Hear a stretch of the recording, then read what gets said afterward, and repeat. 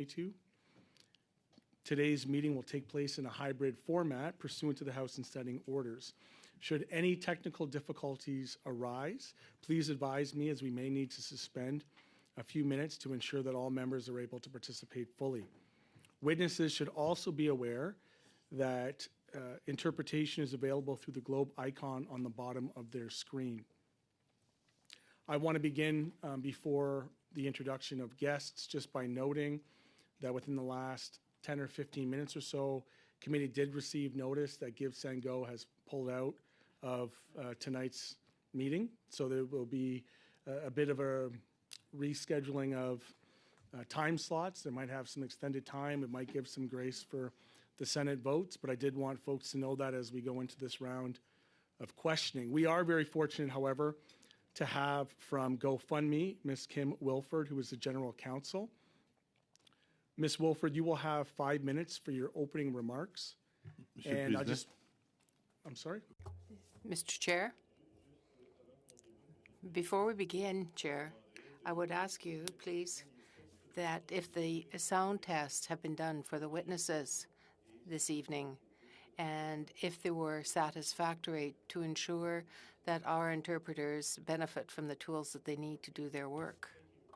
Thank you very much, Mr. Fortin. I understand that there may have been some issues in the past, so just through you, or I should say, looking beyond you to the interpretation, has the sound check been completed and is it satisfactory? C'est le greffier normalement qui. Normally, it's the clerk that does this. We have the green light. Merci, Monsieur le Président. Thank you, Chair. Thank you, Mr. Chair. Just as a point of clarification, could we hear from the clerk as to the reasons for the cancellation at the very last moment of GiveSendGo? They did not provide clarification as to why they cannot appear. It just was stated that they could not appear. Thank you. Needless to say, I think I share the disappointment of members of this committee who are looking forward to that critical round of questioning, but we will adapt and allow Ms. Wolf. Mr. Chair, I'm concerned that they may never appear. Perhaps rescheduling is not in the cards for this particular witness, which would be very unfortunate. It is an important witness that clearly appears afraid to come before this committee. Ms. Bendayan, I am open to any motions that you may seek to have. We're obviously have the powers as a parliamentary committee to send for people in all different sorts of ways. So if I'm hearing from you that is your will to do that, certainly the floor is yours and I'm open to that. Thank you very much. I think I will put forward a motion if I may, given that we have a witness before us. I'll leave the time for the witness, and as soon as I see a free moment during the committee, I will move such a motion. Duly noted, Ms. Bendayan. Thank you very much, Ms. Wilford, for allowing us to kind of work through the little adjustments here. You will have 5 minutes, following which you'll have rounds of questioning. I like to state as a bit of a preamble that you may find from time to time parliamentarians may intervene to take back their time, which means they may interrupt you and cut you off. It's not a disrespect. It's just because we have a very limited set amount of time, and often parliamentarians will need to get to their next question. So please know that it's not a personal thing. So you do have 5 minutes, and the floor is yours. Thank you, Mr. Chair. Good evening, Chair and members of the committee. It is our pleasure to join with honorable senators and members of parliament today to discuss these important issues. My name is Kim Wilford, and I'm the General Counsel of GoFundMe. At the outset, I would like to thank the committee for its important work to review the exercise of powers pursuant to the public order emergency declared under the Emergencies Act. As a global brand who complies with laws and regulations in all jurisdictions where we operate, GoFundMe takes no position on the propriety of the Canadian government's use of the Emergencies Act. However, we are happy to discuss the events of this past January and February and the actions that we took as a company. GoFundMe is the world's most recognized and trusted fundraising platform. Our mission is to help people help each other with a goal of being the most helpful place in the world. We are humbled that GoFundMe has become now synonymous with receiving help and assisting communities. The impact is far-reaching as we have delivered over $17 billion in assistance to communities in 19 countries since the company began over a decade ago. In Canada, we are now delivering around $200 million in community assistance each year, including funds raised for significant events such as the Humboldt Broncos fundraiser in 2018, the floods in British Columbia this time last year, and most recently, Hurricane Fiona. GoFundMe aspires to be the benchmark for responsible operations in the social fundraising space, and many of our employees are dedicated to trust, safety, platform integrity, and compliance. Our decisions and policies are guided by our terms of service, which are posted publicly and outline what is permissible on our platform. Fundraising campaigns relating to misinformation, hate, violence, and intolerance of any kind are not prohibited under our terms. Before we provide a timeline of events for the Freedom Convoy fundraiser, I would like to thank the City of Ottawa authorities for their partnership and collaboration. As the only level of government to interact directly with GoFundMe during this situation, the partnership was essential to understanding what was happening on the ground so that we could make the best possible decisions relative to our policies. The Freedom Convoy fundraiser was created on January 14th. We began to actively monitor it the next day based on donation velocity. Our initial analysis concluded that it was within our terms of service. On January 27th, we initiated through our payment processing partner a single distribution of 1 million Canadian dollars to the financial institution of the Freedom Convoy fundraiser organizer. Following this disbursement, public statements from the fundraiser organizer began to shift in tone, and on February 2nd, we suspended the fundraiser. This effectively meant that all future donations and withdrawals were paused. From February 2nd through the 4th, we heard from local authorities, namely the City of Ottawa and Ottawa Police, that what had begun as peaceful movement had shifted into something else with reports of violence and threats. We commenced a review of where donations were coming from, and our records show 88% of donated funds originated in Canada and 86% of donors were from Canada. On February 4th, following dialogue with the fundraiser organizer and her team, as well as continued updates of concerning incidents from local authorities, it became clear the fundraiser no longer complied with our terms of service. We removed the fundraiser from our platform and provided donors with the option to request a refund or have their donations delivered to credible and established charities chosen by the fundraiser organizer and verified by GoFundMe. As of February 5th, refunds were initiated via our payment processing partner, including all transaction processing fees and tips. Funds were returned to donors. GoFundMe does not directly interact with or hold any funds, nor are we able to redirect those funds to ourselves or anyone else. All donations are processed, held, and paid out by our payment processing partners. It's important to note there are multiple layers in the regulatory framework surrounding social fundraising on GoFundMe. Our trust, safety, platform integrity, and compliance teams work to ensure that we provide the most safe and secure environment for our users. That's the first layer. The second layer comes from the similar functions implemented by our payment processors. Third, our processors are bound by and rely on banks, card networks, and their associated regulatory requirements. Lastly, crowdfunding platforms in Canada must now register with FINTRAC, which we did as soon as that requirement was enacted. In closing, GoFundMe believes responsible action is core to social fundraising. That's why we proactively invest in the tools, teams, and processes to earn the trust of our users and of regulators. We hope this provides useful context to your ongoing review, and I'm happy to answer any additional questions that the committee has. Thank you. Thank you very much for your opening remarks. We will begin our 5-minute rounds with Mr. Brock. Mr. Brock, you have 5 minutes and the floor is yours. Thank you, Mr. Chair, and good evening. Am I on? Yeah. Good evening, Ms. Wilford. Thank you so much for agreeing to attend and sharing your knowledge with respect to your company's involvement in this particular matter. I know that you touched upon it very briefly. I'm getting some echo here. I know you touched upon it briefly in your summary, but I want to put to rest a lingering thought that really has been percolating and almost to this day is still percolating around this particular protest. And it basically had its origins pretty much the day the convoy arrived. And that was this whole concept that this was a foreign influenced movement, that there were foreign monies predominantly flowing into this country to subvert our democracy. And I know that you touched upon a statistic that clearly puts that to rest, but I want to put things in more perspective for you before I ask you the question. This is a campaign that really started right from the get-go, as I indicated, right from the Prime Minister to numerous cabinet ministers to a number of governing members of Parliament. When you attended before the Finance Committee, there was one Liberal MP who even suggested that there was a Russia connection. In fact, the quote was to you, or to Mr. Benitez, I don't know who the question was put to, "We know that Russia has been engaged in misinformation warfare for years, 1 trillion in Russian dark money that is circulating and dedicated to undermining our democracy." That was followed up by a question put to you by a Conservative member that basically said there was a little bit of irresponsibility in speculating about a Russian government connection. He asked you, did you uncover any connection between the illegal protests and the Russian government?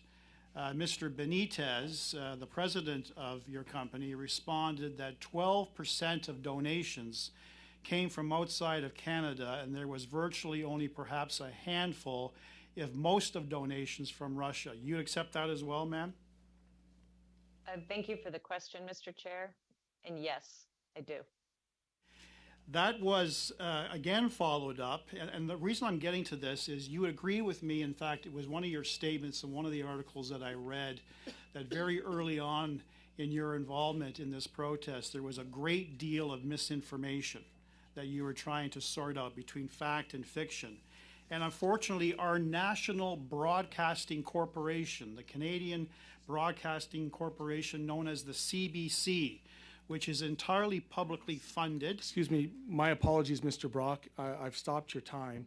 I should note, as has been set as a precedent within this committee, that there has been a vote called in the Senate. And so I wanted to pause the meeting. I do apologize, Ms. Wilford. It's an occupational hazard of being here on the Hill, particularly in this time. Towards the end of the year, there's lots of votes. I will recognize Senator Harder for any direction that he may wish to provide. Thank you, Chair. The Senate has a 30-minute bell. I propose to leave to vote, but for my part, I would not be opposed to the committee continuing the questioning, and perhaps the committee could accommodate the senators who may be back for their questions. But let's take advantage of the time, and we'll be back as quickly as possible. If you need a formal motion, I'm happy to so move. If you wouldn't mind moving that, and then we'll just go ahead with that motion on the floor, look around the table. Is there anybody opposed to that motion? We'll see the motion granted unanimously, and we will continue with the questioning. Thank you. Mr. Harder, when you return, Senator Harder, when you return, I'd like to note that as a chair, I'll ensure that all members of the Senate who return from the vote have priority in their questioning, regardless of where the round is. Thank you. My apologies, Mr. Brock. Feel free to begin your question where you were. No, you have about 2 minutes left, but I'll be generous.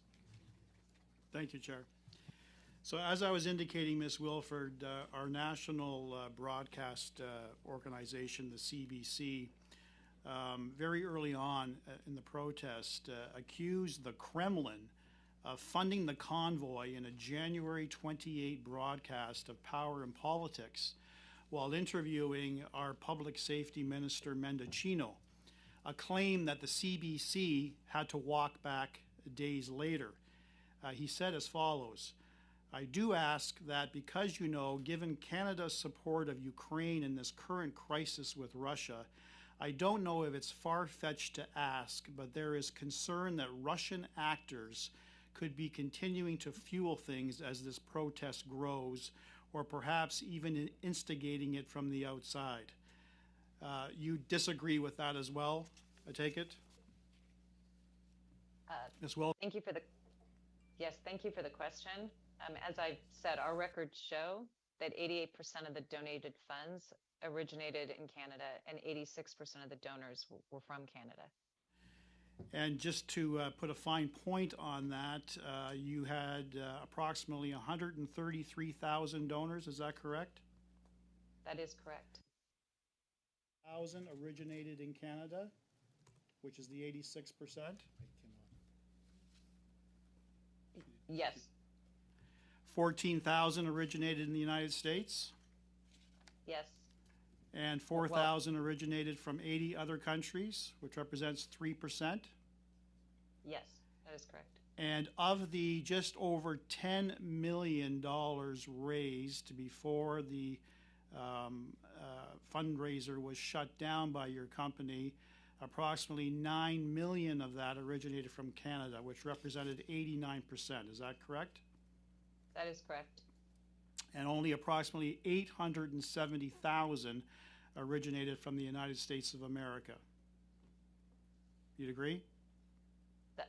From outside of Canada, yes. Yes. Outside of Canada, but specifically from the U.S.? I don't have those exact numbers in front of me. Okay. I apologize. I'm looking at a summary of an interview that you engaged in with the Commission Council of the Public Order Emergency Commission some time ago. I do apologize that you are now 45 seconds beyond your time.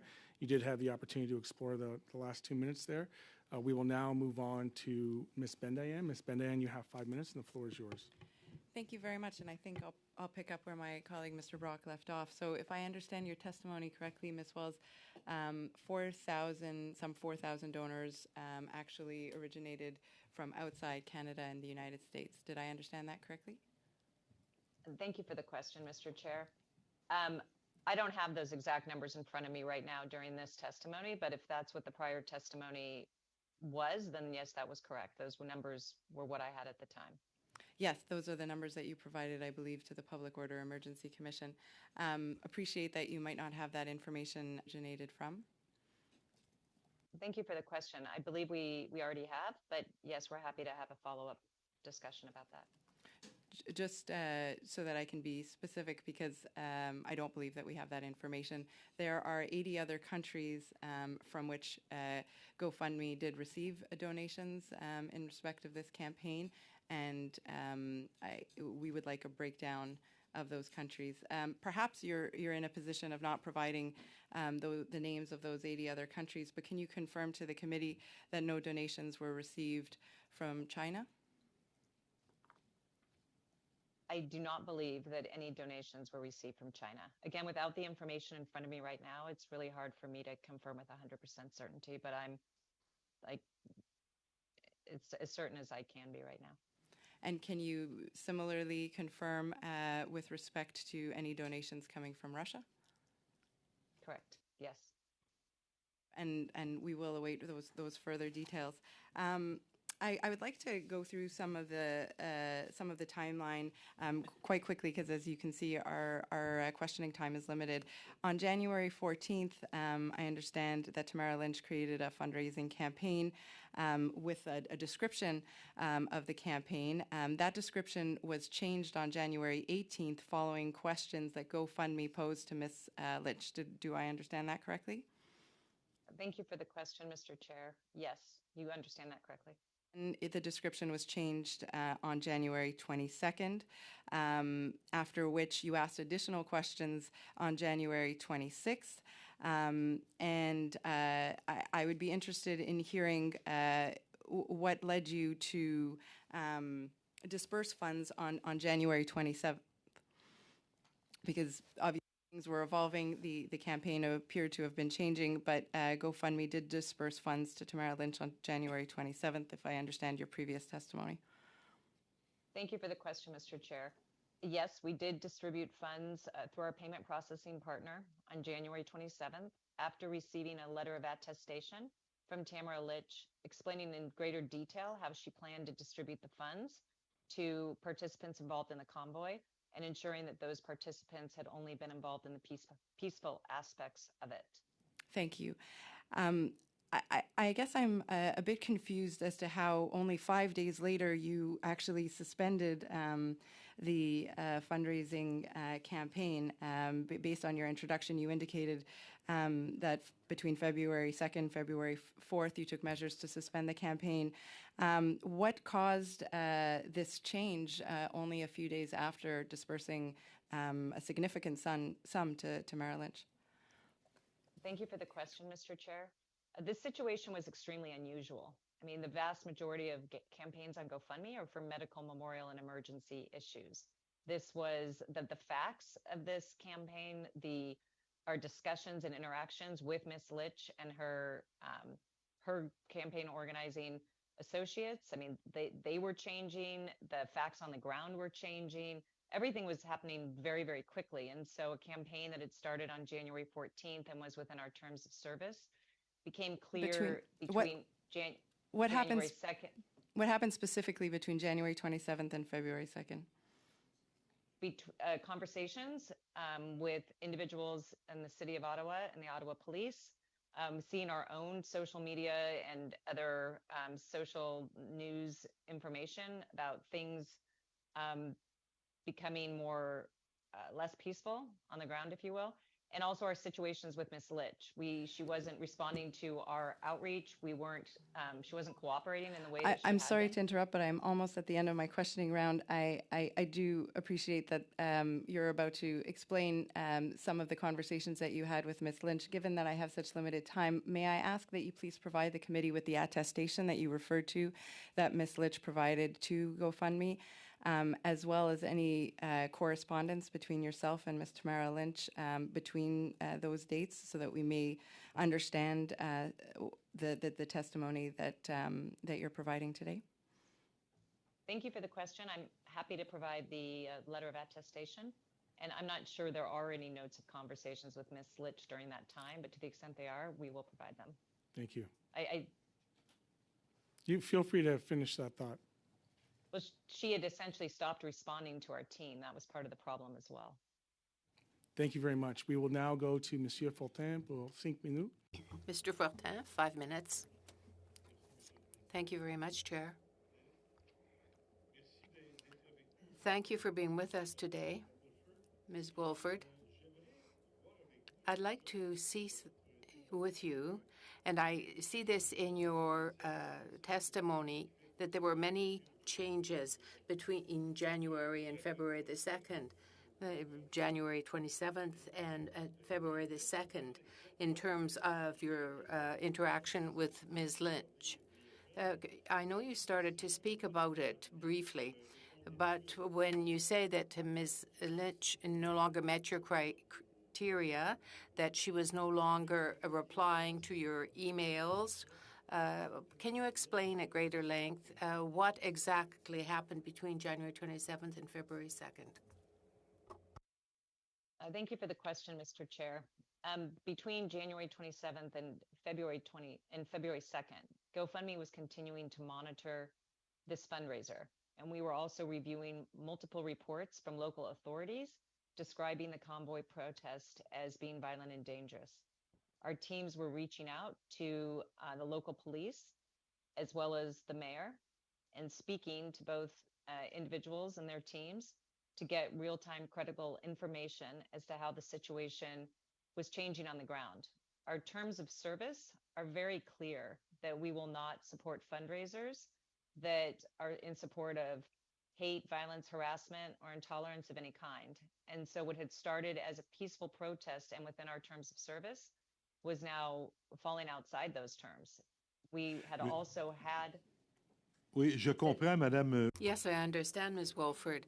But when you tell us, well, first of all, the information that you are relating to us, that there was a change, I understand that came from the mayor and the chief of police. Do you remember that? Or was it somebody else who gave you that information? On February 2nd, our team spoke directly with Deputy Chief Bell. On February 3rd, I spoke myself with Mayor Watson. So we were getting direct, credible information. OK, alors ce sont ces deux. So these are the two individuals that were telling you that the situation had changed and it was becoming violent on the ground here. And that's the reason why you withdrew the funding, the financial authorization. Am I correct?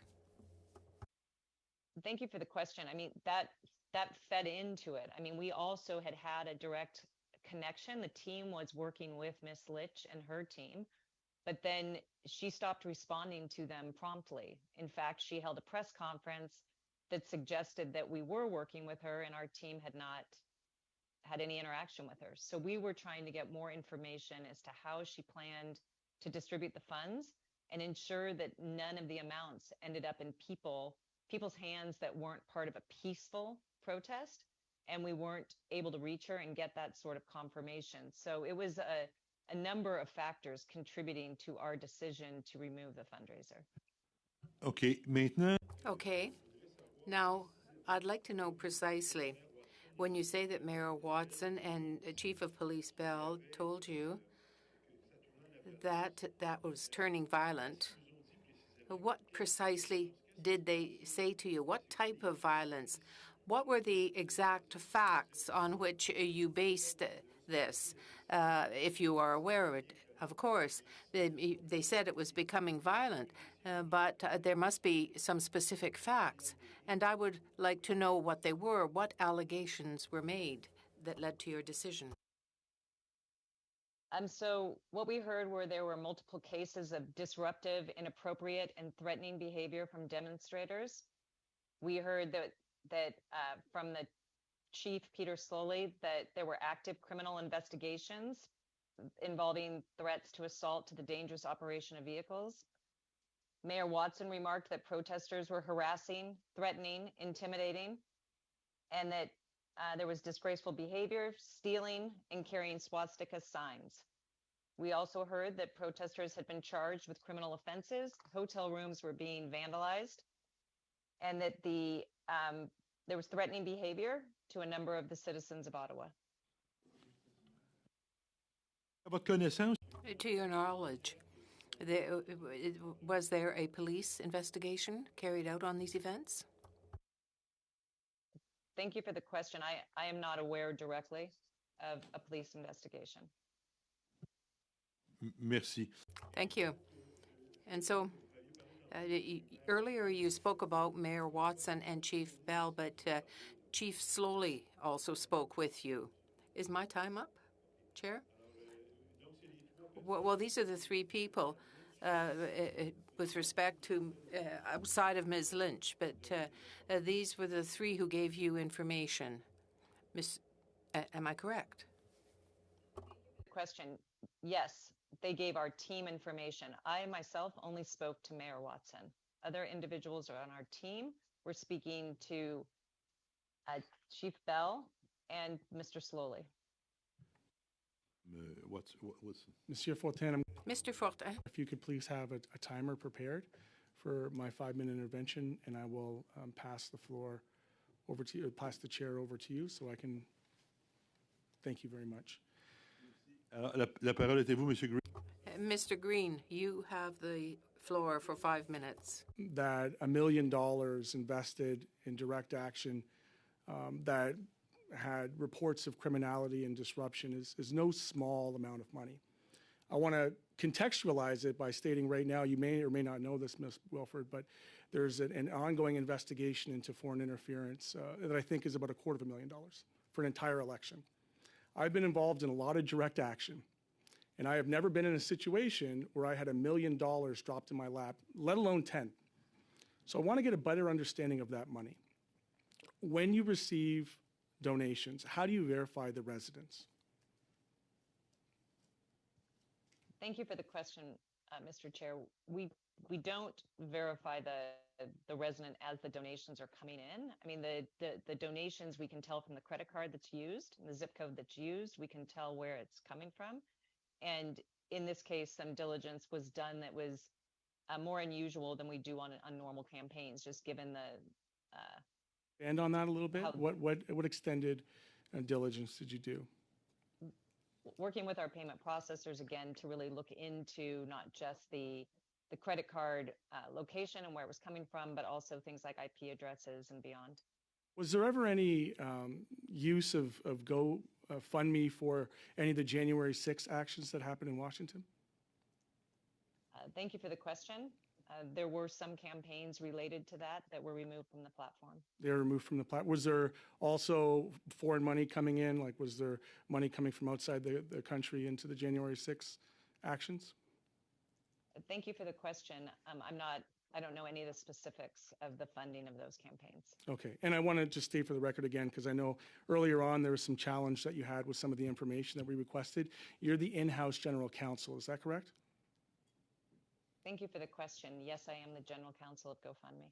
And why was it that the president didn't avail himself to join us tonight, Mr. Benitez? Thank you for the question. Mr. Benitez is no longer with the company. Okay. And was there anybody else with technical backgrounds that might have been able to support you in your testimony today? Thank you for the question. No. I mean, So, starting on January 28th, you became aware of the media reports describing the acts of harassment and violence. Why did you wait till February 2nd to suspend the campaign?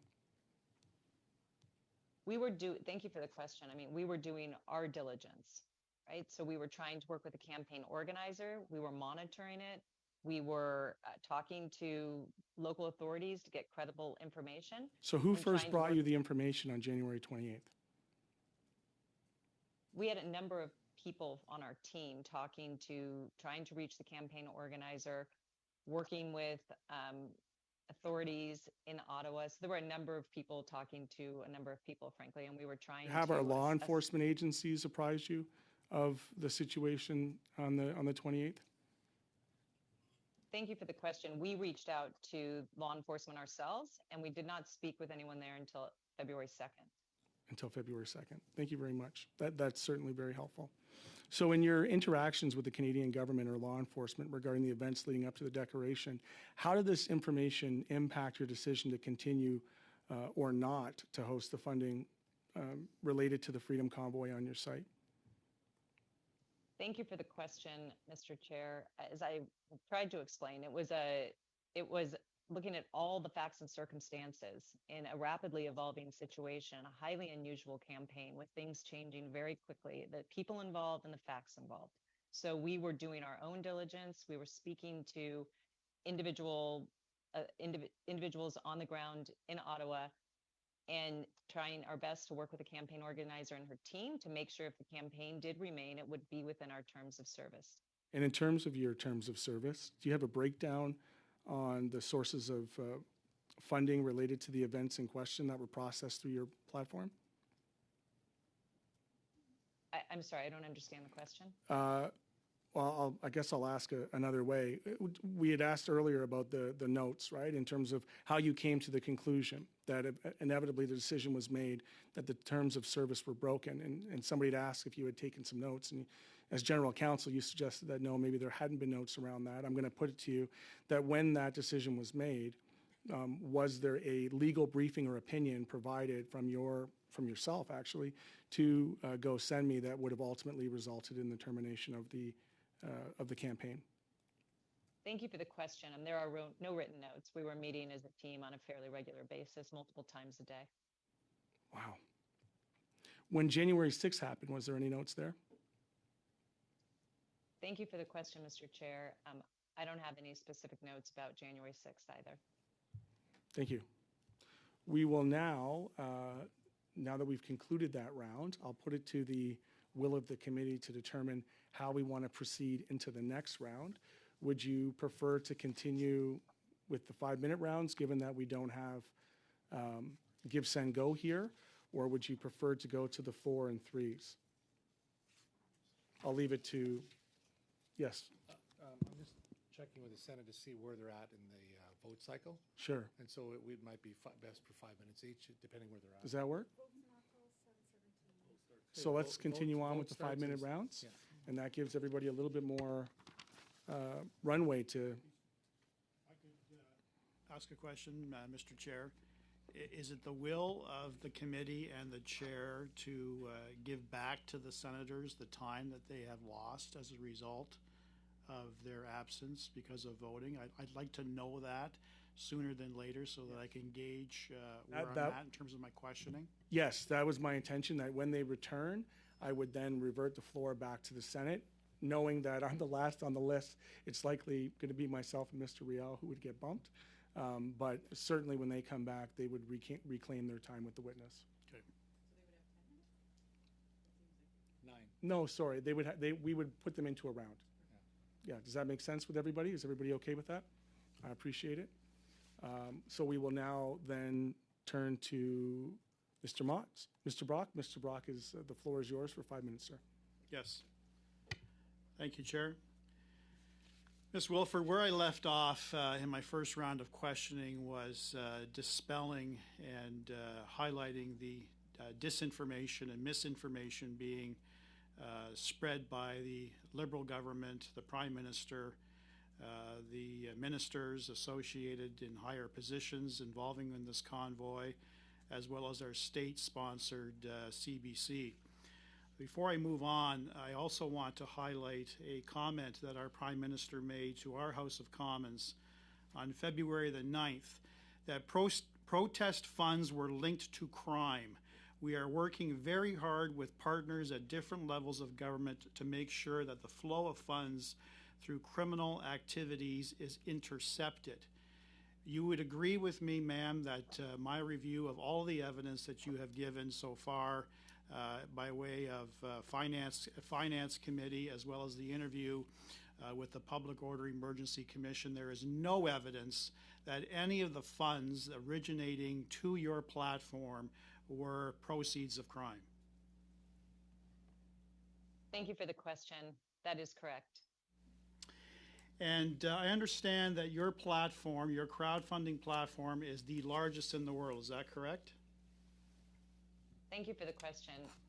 Yes, that is correct. And by its very nature, I've done a little bit of research. You'd agree with me that you are not politically aligned with any particular government in the world or ideology. Is that correct? Thank you for the question. Yes, that is correct. We are an open, nonpartisan platform. Okay. As well as you are not aligned with any particular religious cause. Is that correct? Thank you for the question. Yes, that is correct. Okay. How will you then respond to the suggestion of bias? And I appreciate that Mr. Benitez is not here to defend himself, but when both you and he attended at the Finance Committee, you had an opportunity, much like you did today, to provide an opening statement. And on Mr. Benitez's behalf, the president then of your company, he opens up with this particular line. On behalf of everyone at GoFundMe, we want to acknowledge the impact of the so-called Freedom Convoy on the citizens of Canada, in particular the residents of Ottawa. Do you agree with me that that is a form of bias? Thank you for the question. That was the name of this campaign, and I believe that's all that he was trying to convey. Well, perhaps we'll agree to disagree. He could have easily said the impact of the Freedom Convoy, because that's exactly what it was called. The information that Tamara Lich initially presented to you was not labeled the so-called Freedom Convoy. That is an opinion that the president of GoFundMe, which is supposed to be neutral and not to be aligned with any political ideology, that's what he said at committee. So do you disagree with me that that's a form of bias? I thank you for the question. I understand your point. Understand or agree? And it was not intentional. All right. Okay. I want to move on now because some of my colleagues have asked you specifically about timeline, and I've got several questions regarding timeline. From all intents and purposes, the moment you receive the request for crowdfunding from Tamara Lich and your review, not you personally, but your team and the trust and safety team that works with you, there was nothing untowards with respect to the description of the Freedom Convoy. Is that correct? Thank you for the question. Yes, that is correct. Nothing in the, and I haven't seen the actual wording, but I'm just basing it off of narrative that I read attributable to this. There was nothing within that description that promoted either implicitly or explicitly the use of harassment or violence, correct? That is correct. And that is why your company saw no reason to deny the opportunity for Tamara Lich and her partners to fundraise on your platform, correct? That is correct. When this campaign was created, it was within our terms of service. Right.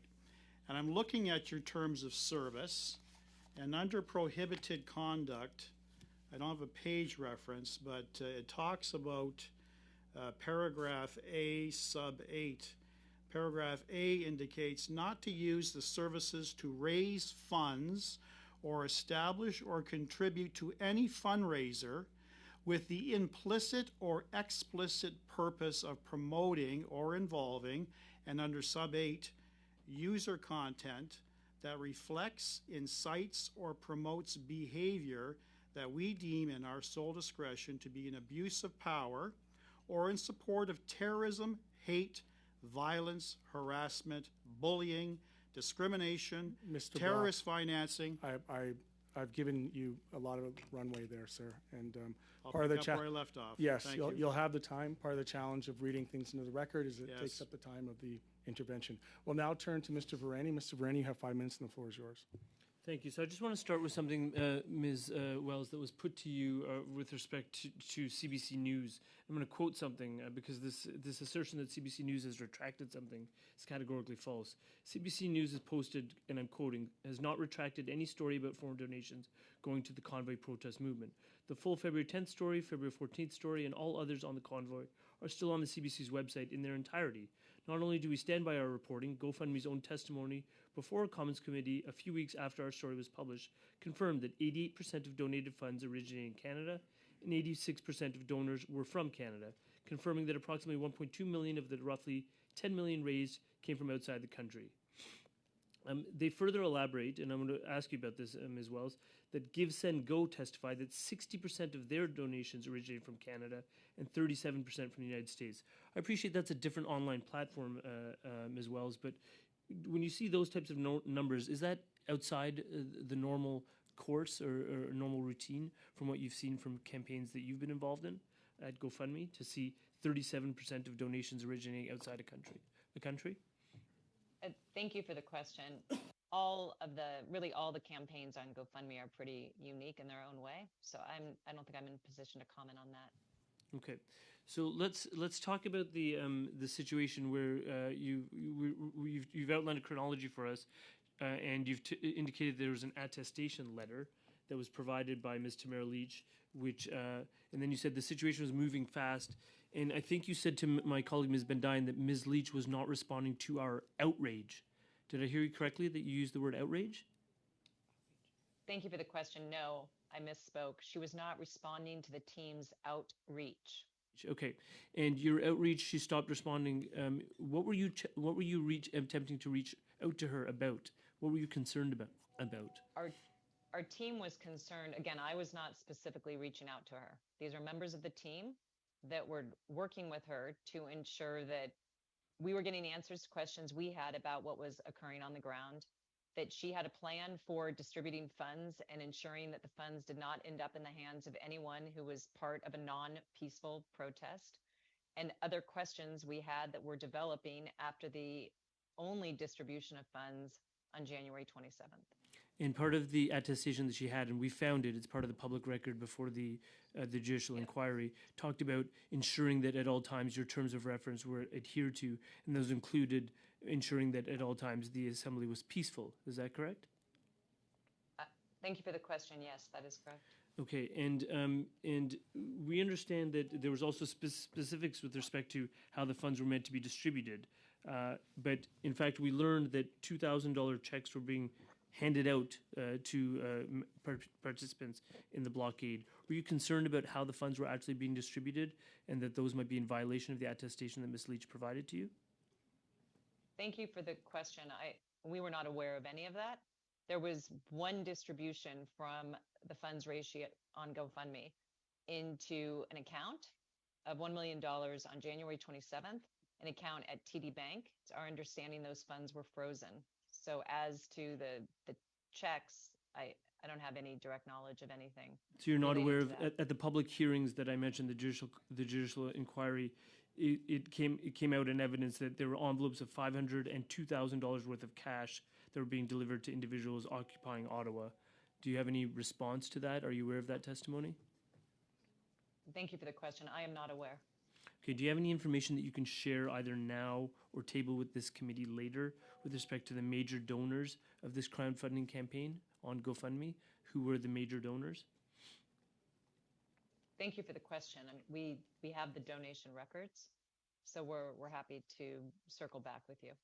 That would be helpful. Thank you. Can I just put it to you? I also understand from information that's now in the public record that when you cease providing the funding, when GoFundMe takes that decision to stop allocating the funds, that GoFundMe and individuals at GoFundMe were subject to threats. Can you confirm that to be the case?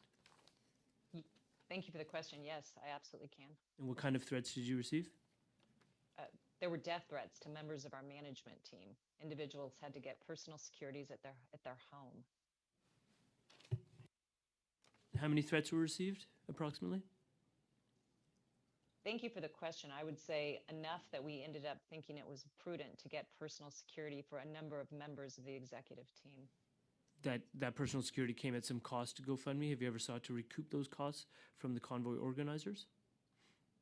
Thank you for the question. It came at considerable cost to GoFundMe, and no, we have not sought to Mr. recoup Vareni. that from anyone. Thank you. Thank you. Okay, we will now go on to Mr. Fortin. Mr. Fortin, you have 5 minutes. Yours. I'll just should the senators return, at that point, we will finish up the round and allow them to come in and continue with their rounds. Merci, Monsieur le Président. Thank you, Chair.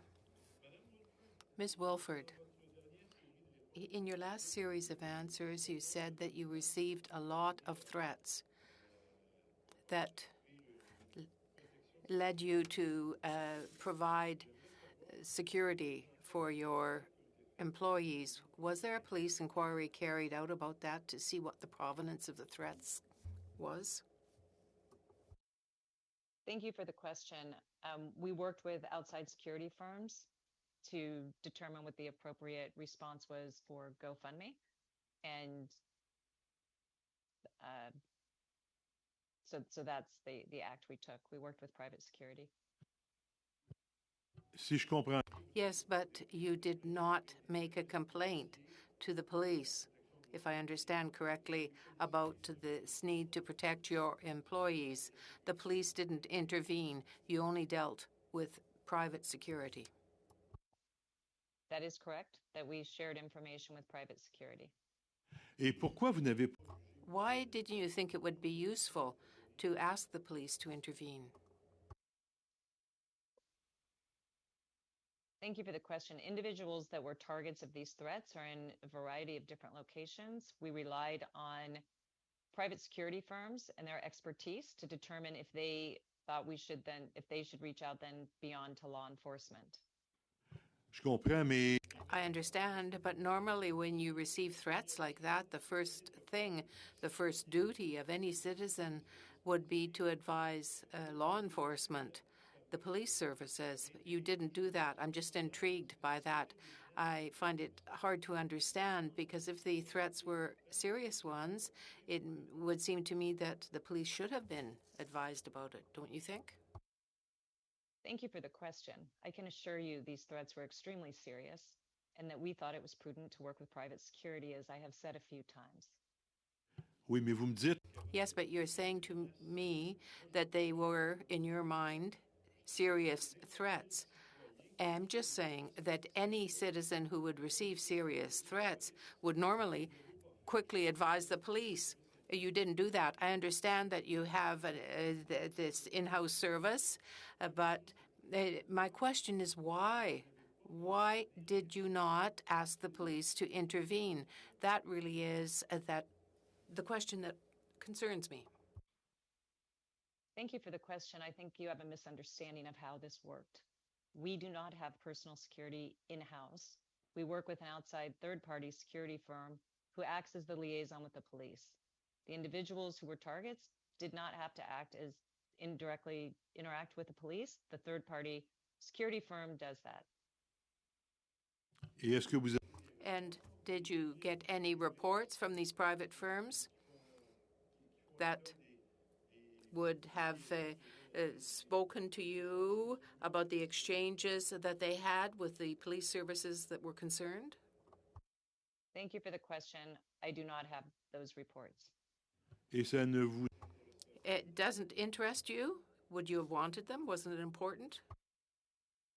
Thank you for the question. What was important was ensuring the safety of people who were the targets, and I felt that we were handling that appropriately. Il y a eu How many people were protected in this way by the private security? Thank you for the question. 3 people and their families. et où And where did these people reside? They reside in the Bay Area and in Southern California. OK, à l'extérieur. So outside of Canada. That is correct. Une dernière question. One last question, Ms. Wilford. In the emergency measures proclamation, there was a certain number of orders in council, orders and conditions to try to settle the crisis. To your knowledge, was the emergency declaration and all of these orders in council, did that change anything for GoFundMe? Thank you for the question. GoFundMe made the decision to remove this fundraiser quite a while before the Emergencies Act was invoked. So we were just working within our own terms of service to decide whether or not it complied with our policies, and made the decision to remove it based on that and the information we were getting. Thank you. Thank you, Mr. Merci, Fortin. Monsieur le Président. Thank you, Chair. The chair to you, sir, so I can continue with my round. Merci. Alors, le plancher. You have the floor, sir. Take a moment and acknowledge, Ms. Wilford, that given that you came here with another set of testimonies from Give Send Go, they've left. You've now been at this for a while with this at this committee. I know that you've also, I think, participated in the inquiry as well, and I thank you for being present. I just want to say that as a chair and as a member of Parliament here, for availing yourself to these questions. I know there's going to be results coming out of the inquiry. I'm interested in the course of my future action to begin to think about and contemplate ways in which we can improve upon our laws and regulations and recommendations going back to government that might help us avoid future situations like this. I'm still upset or concerned, actually have deep concern about the thought of $1 million coming from outside the country to a direct action like this. But I'll set that aside for a moment. So since the declaration of emergency, legal changes have been enacted and now require online crowdfunding platforms to report large or suspicious transactions with the Financial Transactions and Reporting Analysis Centre, Canada's financial intelligence unit. How do these regulatory changes impact your business, and what changes have you made to comply with them? Thank you for the question. You are correct that we were required to register with FinTrack following this situation. Our team has now registered and is working with them to provide all of that information, and our policies and internal responses are having to evolve in order to provide the documentation. So as I mentioned before, Stripe was the payment processor here. They're the ones who have the vast majority of the information that FinTrack is interested in. So we're really working with Stripe and the authorities to ensure that we provide them with what they need in our efforts to be a responsible crowdfunding platform. So Stripe would have been the processor, would have verified the origin of the transaction. So when you said that there was visas coming, the first 4 digits would have identified they were Canadian, not American. Is that correct? That's correct. Okay.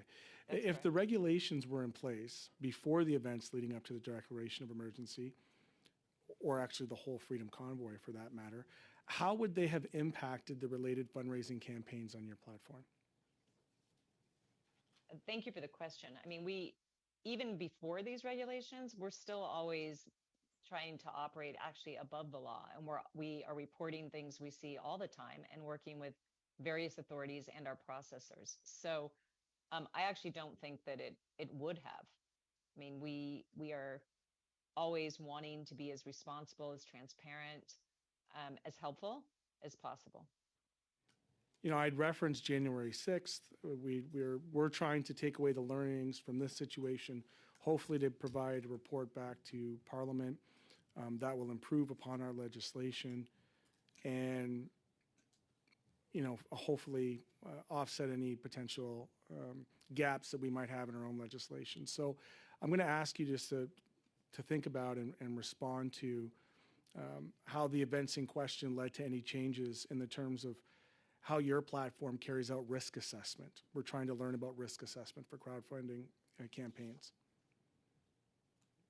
Well, so we always take a risk-based approach, and depending on the donation velocity, the size of the donation, campaign content, the virality of something. So the teams are looking at it from a variety of angles: human reviews, machine learning reviews, and so our practices are always evolving, and we're always learning from these situations as to how to be better and create a more responsible environment for our users. And you'll note that I asked you about the notes.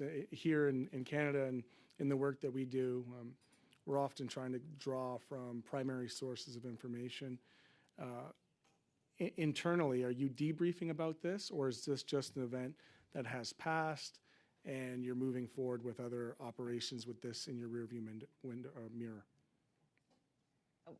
We're always trying to learn from situations and improve our policies and procedures. So we may not have as much written documentation as you would hope, but we are meeting often as a group and continuously improving our approach. You make a commitment to this committee that as you wrap up the inquiry and this particular participation, then your own reflections as general counsel within GoFundMe, that if you do have any reports back to the executive or to your board or whomever you're reporting to on things you may have done differently, learnings or potential gaps in legislation, that you would report it back to us? Thank you for the question. I mean, I think, yes, but I think we believe we handled this campaign in a very responsible fashion, right? We did everything that we could to ensure that it was in compliance with our terms of service. It was extremely unusual in a variety of ways, and ensure in the end of the day that all the funds I'm were gonna returned I'm gonna to the chair donors. myself. I think I'm out of time.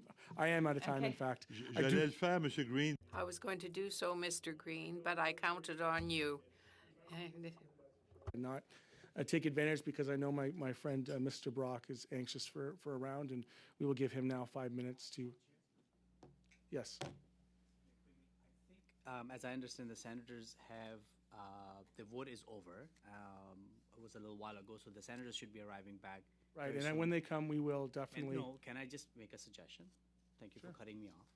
Make a suggestion. Maybe it will be appropriate time to take a little break as well, to give our witness a bit of a break as well. She's been at this for over an hour, answering a lot of questions, and have the senators come in so they can continue with their rounds.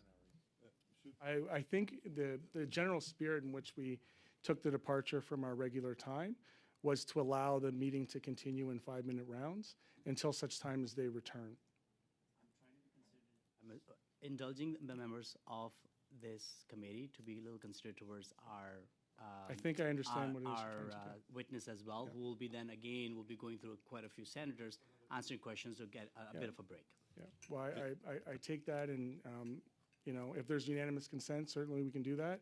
But I think that there was a general consensus that we would continue until they returned. And I would just state that as a chair, if there was an issue with that, you know, we would have benefited from the foresight at that time for that intervention to say 1, 2 rounds are done, that we would stop and allow for that break. But thanks. Well, J'ai, Monsieur le Président, Chair, thank you. I don't have any information, but the senators will be here at about 8 o'clock. So it seems to me 20 minutes is left before 8 o'clock. It seems to me that those who want to ask questions should do so during the 20-minute period of time. But if they don't want to, they don't have to. Mr. Brock, you have 5 minutes. The floor is yours. Thank you, Chair. Just to confirm, Ms. Wilford, February the 4th, 2022 is the day that GoFundMe suspended the campaign for the reasons you've indicated, for the record, for violating the terms of service. Going back to the CBC misrepresenting to the Canadian public, on February the 10th, in a report about the protest convoy, CBC Radio's The World This Hour said that the GoFundMe ended a fundraiser for the protesters over questionable donations to the group. You disagree with that? Thank you for the question. I do want to correct that on February 2nd is when we suspended the fundraiser. This effectively meant that all future donations and withdrawals were paused. We continue to do our diligence and removed the fundraiser on February 4th. This is a report from February the 10th, ma'am, and the words, I just very carefully used the words. GoFundMe ended the fundraiser, not suspended the fundraiser, ended the fundraiser for the protesters over questionable donations to the group. That is false, correct? Thank you for the question. That is false. I understand that in and around the same time that the convoy protest was happening here in Canada, there was a similar protest in Canberra, Australia. Are you aware of that? I am not aware of that. I did some research, and it was to protest the vaccine mandates in Australia, just like Canada. And coincidentally, not only did you suspend and ultimately terminate in Australia as you did in Canada. You're not aware of that? Thank you for the question. I mean, there were a number of similar campaigns protesting vaccine mandates, so I am aware that the team was looking at it, but the specifics of the Australia one I am not aware of right now. Would you undertake to provide me information on that to confirm? I'm not sure I understand. What would you like me to confirm? I'd like to confirm the nature of the protest in Australia, the timing of it, the reasons why it was suspended, and the reasons why it was terminated. We can certainly discuss that. Discuss with whom? It's a lot of information that I just need to get together with our team. So forgive me, but I came here to discuss the Canadian protest. I do, at this point, I want to recognize, my apologies, I do want to recognize that the senators have returned, and as per our discussions, I would like to give them the opportunity to have their interventions, given the time that we have. And so with that being said, I know that they're just settling in right now. I would like to let them know that Give, Send, Go pulled out about 10 minutes before the meeting started.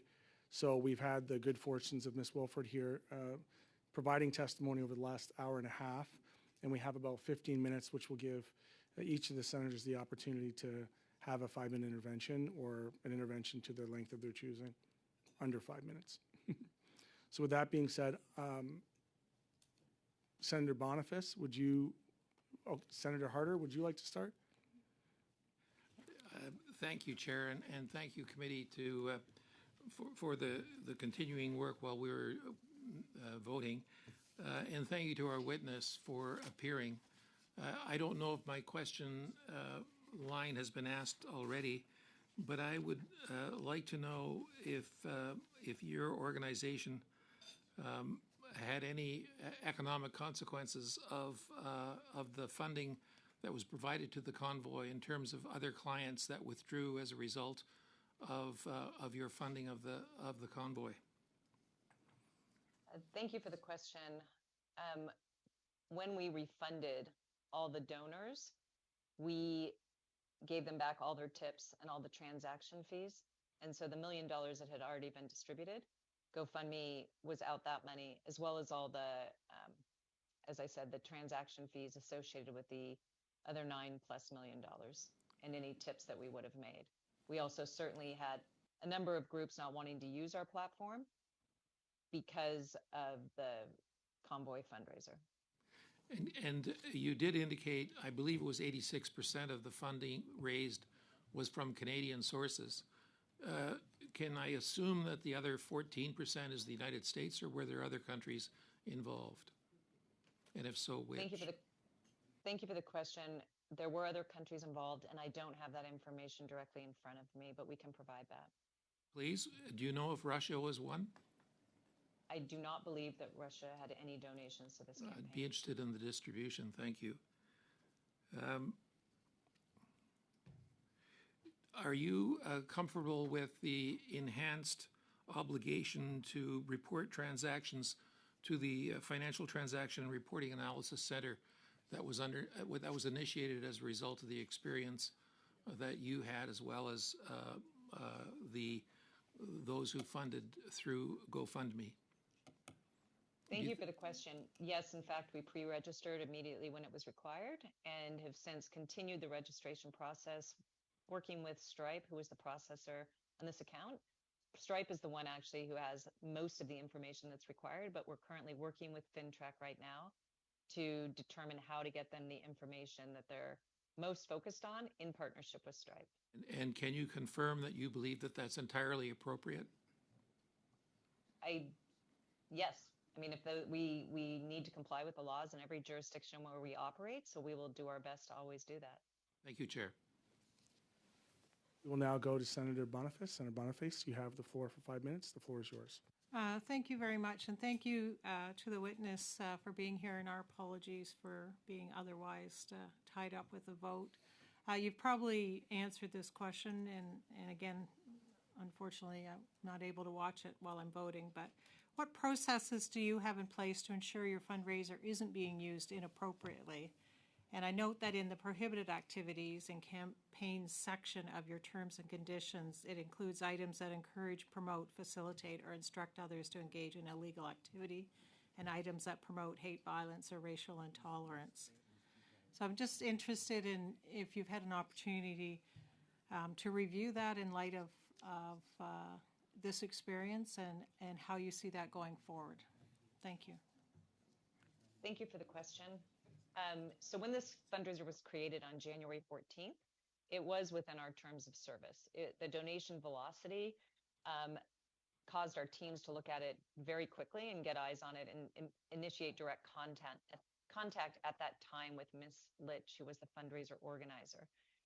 As the situation quickly evolved, we then started to get the information from people on the ground in Ottawa. We were also having trouble connecting with Ms. Litch and getting answers from her, and we were concerned about how she was going to distribute the funds and ensure it ended up in hands of people who were peacefully protesting and not part of any of the situation that was occurring on the ground.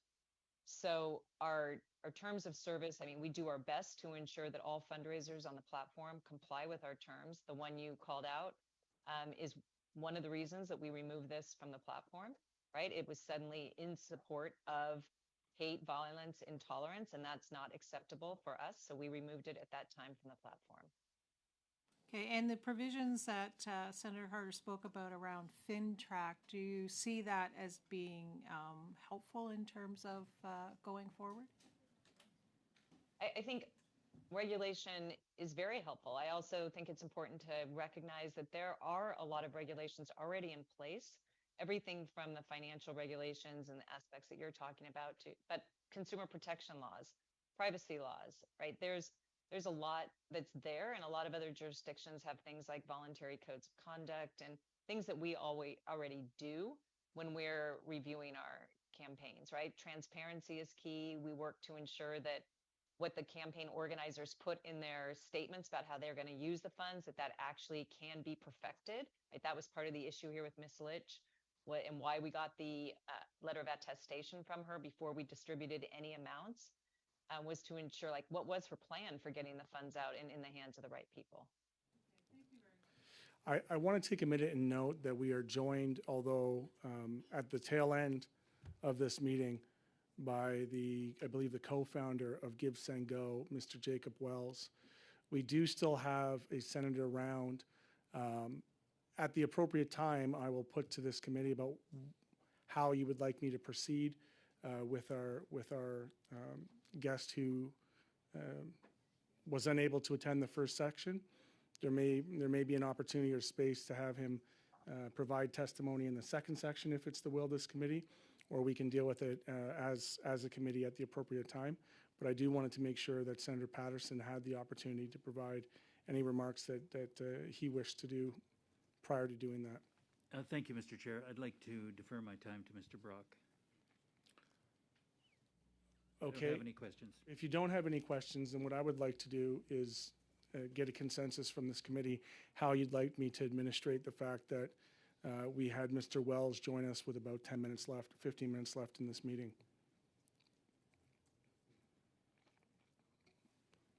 Mr. Motz? Thank you, Chair. First of all, I think we need to know why he was late.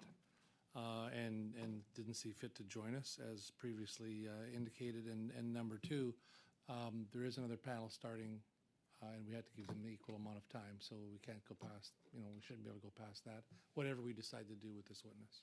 Fair enough. Mr. Varani? I'd just like to know if we'd want, if he's going to make, Mr. Wells is going to make some sort of presentation, we'd want the ability to ask questions of him. So, so in your hands, but I think. Okay, I'll take the discretion as the chair. Mr. Wells, I'll share with you, I was disappointed when I found out that you were not able to attend at the appropriate time. This is a very serious committee of the House of Commons in the Senate here in Canada, dealing with a very serious topic, sir. So I will allow you an intervention that will give you the opportunity to explain yourself in terms of why you're only joining the meeting now. What I will ask, though, is you not enter into your opening remarks, because it would be at the discretion of this committee to either invite you back formally, and we do have processes for that, or to find another allotment of time, because this is a process that requires us to be able to have interventions to ultimately get to the bottom of what happened here, sir. So I'm going to give you about 3 minutes to 5 minutes here to figure out, why the late appearance at this very official committee meeting. Right, and I do want to apologize. This I had a personal family emergency this afternoon that ended up getting delayed and pushed over later, and that was the result of me being late. Tried to get here as soon as I could. I understand the timing and the value of your time, and I'm willing to accommodate whatever you guys need. I don't need to do an opening statement. I appreciate the invitation that we were given, and I hopped in as soon as I could just to show face and to let you know that we value this committee and what you're doing, and the information that you're looking for, we're welcome to provide. I do appreciate and will accept that, and thank you for making that time. And I hope, obviously on behalf of the committee, that whatever family emergency you were dealing with, comes to a positive resolve. I will state, however, that with 10 minutes left in this committee, it's probably not appropriate to deal with your intervention at this time. What I would ask, though, is that you avail yourself to our clerks to be able to reschedule yourself at an appropriate time to have you come back and provide testimony. I think that the testimony that we had from GoFundMe was a significant testimony, provided some really good analysis and perspective. But of course, you're the missing piece of that testimony. Mr. Varani, the floor is yours. I'm just going to put out a suggestion and we'll see what the will of the committee is, but perhaps he could join the second panel for the second half of this meeting, so we would have 3 witnesses for that panel instead of 2. I don't believe we have consensus around the table, just taking a brief note. I understand the rationale of that and would have been amenable to it, but it seems that there's not agreement there. With that being said, we will at Point this... of order, Mr. Chair, can we put it to a vote? Sure, if you'd like to, yeah. We do have a vote called that we add Mr. Wells to the next section of the meeting, and we will proceed with the vote. Ms. Wilford and Mr. Wells, we're going to just do a little bit of procedural accounting here, and then we'll get right back to you on how we're going to move forward. Ms. Bendayan? Mr. Nakvi? Yes. Mr. Varani? Yes. Mr. Brock? No. Mr. Motz? No. Mr. Fortin? No. The Honourable Senator Boniface? No. The Honourable Senator Harder? PC? The Honourable Senator Patterson?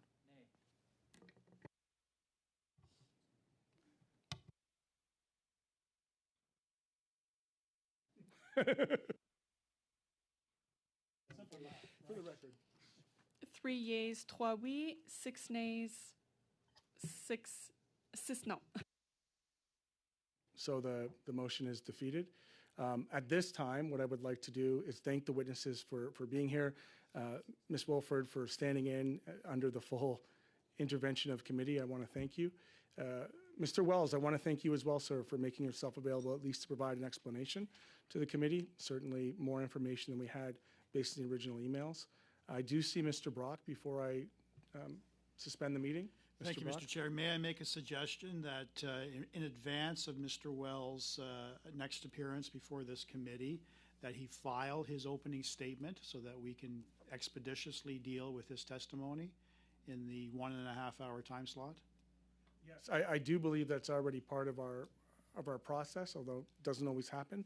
Mr. Wells, the request has been made to you, sir, that at the appropriate time when you're invited back to committee, that you provide the committee in writing. I believe it's within 72 hours of the actual meeting. That allows us to have translation. We're bilingual here.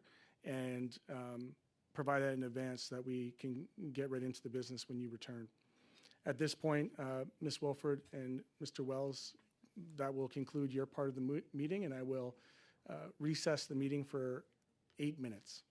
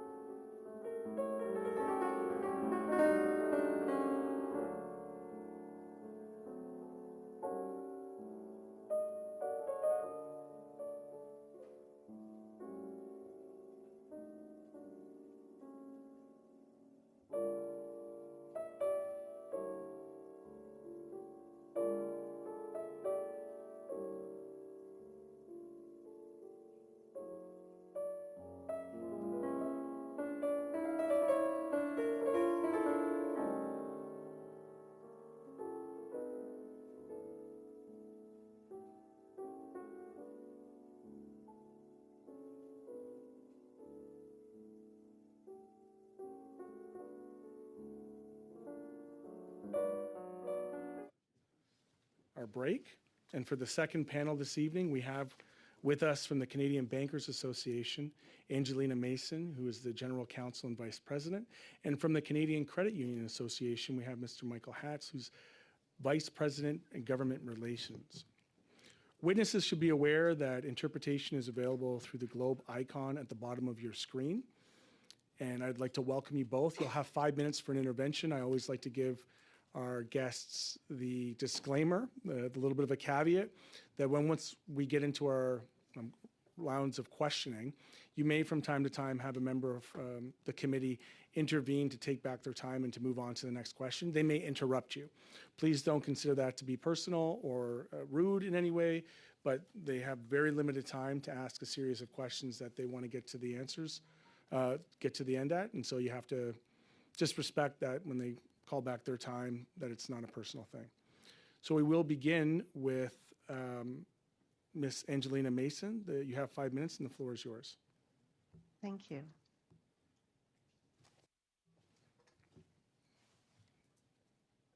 Good evening, and thank you for inviting the Canadian Bankers Association to appear today to participate in the committee's study of the Invocation of the Emergencies Act and related measures. My name is Angelina Mason, and I am the General Counsel and Vice President of the CBA. The CBA is the voice of more than 60 domestic and foreign banks that help drive Canada's economic growth and prosperity.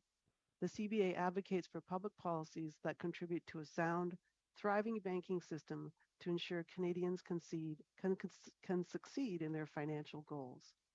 On February 15, 2022, the Government of Canada invoked the Emergencies Act and made associated emergency measures regulations and an emergency economic measures orders. All financial service providers, including banks, covered by the order became legally obligated to implement the measures as stipulated by the government in the order. Banks took great care to fully understand their obligations and to ensure that they limited the order's applications to activities that fell squarely within their intended scope.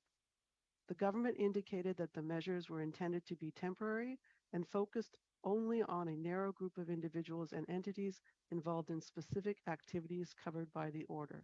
The vast majority of customers were not impacted by these measures. Upon receipt of information from the RCMP regarding individuals and entities engaged in conduct or activities prohibited under the regulations, banks, in accordance with their legal requirements under the order, acted. We can confirm that banks also acted quickly to unfreeze accounts after the RCMP notified financial service providers that it believed that individuals and entities previously identified were no longer engaged in conduct or activities prohibited under the regulations. While most of these accounts have been unfrozen, it is important to remember that some of these accounts may still be frozen to comply with court orders or proceedings but not related to the invocation of the Emergencies Act. On February 23, 2022, the government revoked the regulations and order and the associated legal obligation of banks and other financial service providers ceased. In closing, I will note that the Public Order Emergency Commission contacted the CBA during the investigation phase of its work. To support the Commission in its mandate, the CBA provided an overview of how the banking industry responded to the Emergency Economic Measures Order and the role that the CBA played in this process. The CBA cooperated fully with the Commission Council, including participating in a formal interview, providing an institutional report, and producing requested documentation. We anticipate relevant information will be shared by Commission Council as part of the overview reports to be introduced during the public hearing. Thank you for your time, and I look forward to your questions. Thank you. We will now proceed to Mr. Michael Hatch. Sir, the floor is yours for 5 minutes. Merci, Monsieur le Président, et merci. Thank you, Chair, and thank you to the members of the committee for inviting me to be here this evening. Vice President with the Canadian Credit Union Association. I worked very closely with the Department of Finance in the days in February that are now the subject of this committee's work. The CCUA represents 211 credit unions and Caisse Populaire outside of the province of Quebec. Credit unions contribute nearly $7 billion to Canada's economy by providing deposit, loan, and wealth management services to 5.9 million Canadians. Collectively, credit unions employ nearly 30,000 people and manage $290 billion in system assets. Credit unions are cooperatives, as you know. In other words, the people who bank with us are the same people who own credit unions. Being accountable to our member owners as opposed to shareholders results in customer service that is second to none. We consistently rank at the very top of surveys of customer satisfaction for financial services. For members of this committee representing rural areas, it's also important to note that for almost 400 communities across Canada, credit unions are the only providers of financial services to households and businesses. As I mentioned, we worked closely with finance officials in the RCMP earlier this year as Emergencies Act measures were rolled out. We'd like to thank once again on the record the Minister and her team for keeping in regular contact with us in the heat of the crisis. We're particularly grateful to Senior Finance Canada officials who, on short notice, provided an in-depth briefing to our members on the financial components of the emergency orders, attended by over 600 credit union representatives from across Canada. We do have some constructive feedback to provide on some other elements of the process, if I may, Mr. Chair. In the early days of the crisis, there was the impression, not uncommon in our dealings with the federal government, that the large six banks, with respect to my colleague from the CBA, of course, the large six banks were consulted or informed days before credit unions and other financial institutions. Credit unions represent almost half the financial sector in some provinces, millions of Canadian consumers, and tens of thousands of small businesses. We need to be at the table in discussions with Ottawa at the same level as the federally regulated banks in all matters that directly impact our operations and our members, particularly in times of crisis such as this. When the measures were first announced, it was very unclear to whom the financial sanctions applied. Eventually, it became clear that they were aimed at a very small list of individuals and entities. However, in the early days, there was a degree of panic among some Canadians that their accounts may be frozen due to things like small donations to the convoy. In those important days, the government was less than clear about the intended targets of financial measures under the emergency orders. Many of our members expressed this concern, and many Canadians made significant cash withdrawals from credit unions as a result, sometimes in the hundreds of thousands and even millions of dollars. While these withdrawals did not cause liquidity issues in our sector, many credit union staff, of course, had to manage very unhappy members and customers. Better and much clearer communications from the government from day one could have mitigated this. One credit union leader wrote in the heat of the crisis, quote, "We had a tremendous amount of members very seriously concerned regarding the government's ability to seize and freeze accounts. It brought forward a large sense of mistrust with the government that they could just seize individual accounts." The government also granted a significant level of discretion to financial institutions regarding which accounts to freeze. This further contributed to confusion and to possibly an uneven application of the financial components of the measures across the country. Many would have appreciated further guidance from the government on precisely which accounts should be frozen.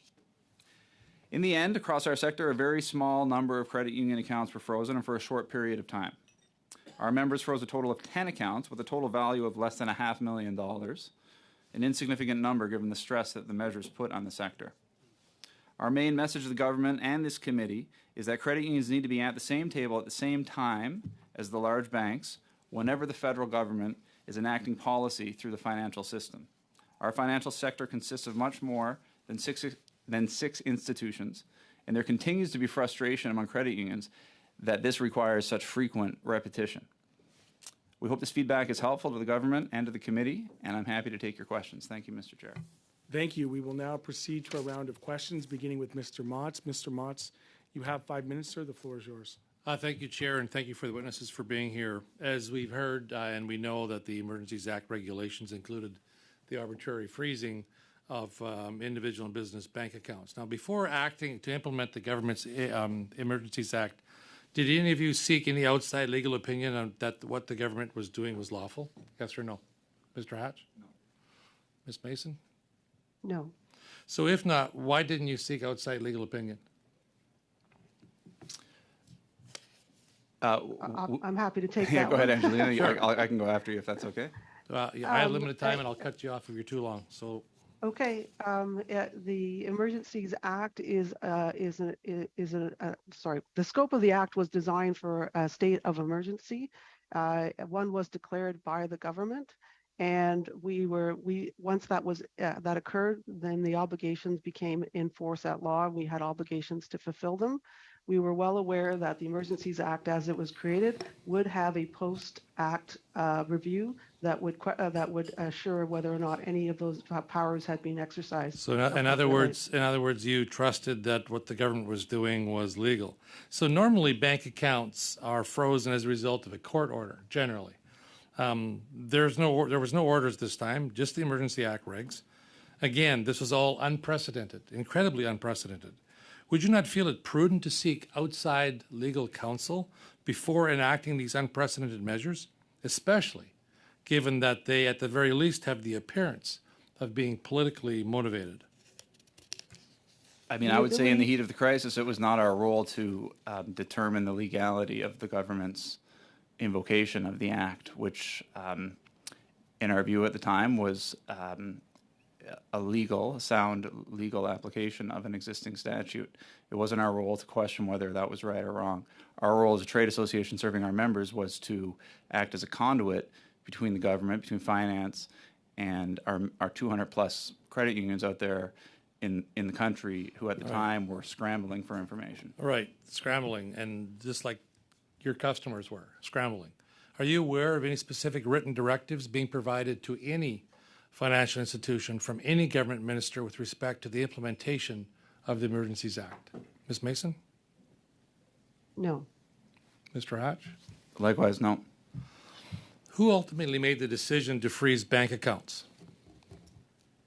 That's a more complicated question. As part of my opening remarks, I mentioned that one of the many difficulties that we experienced in this process is that the government did grant financial institutions significant leeway and discretion in terms of which accounts to freeze. That's one side of the coin. The other side of the coin, of course, is that there was a list provided by the RCMP.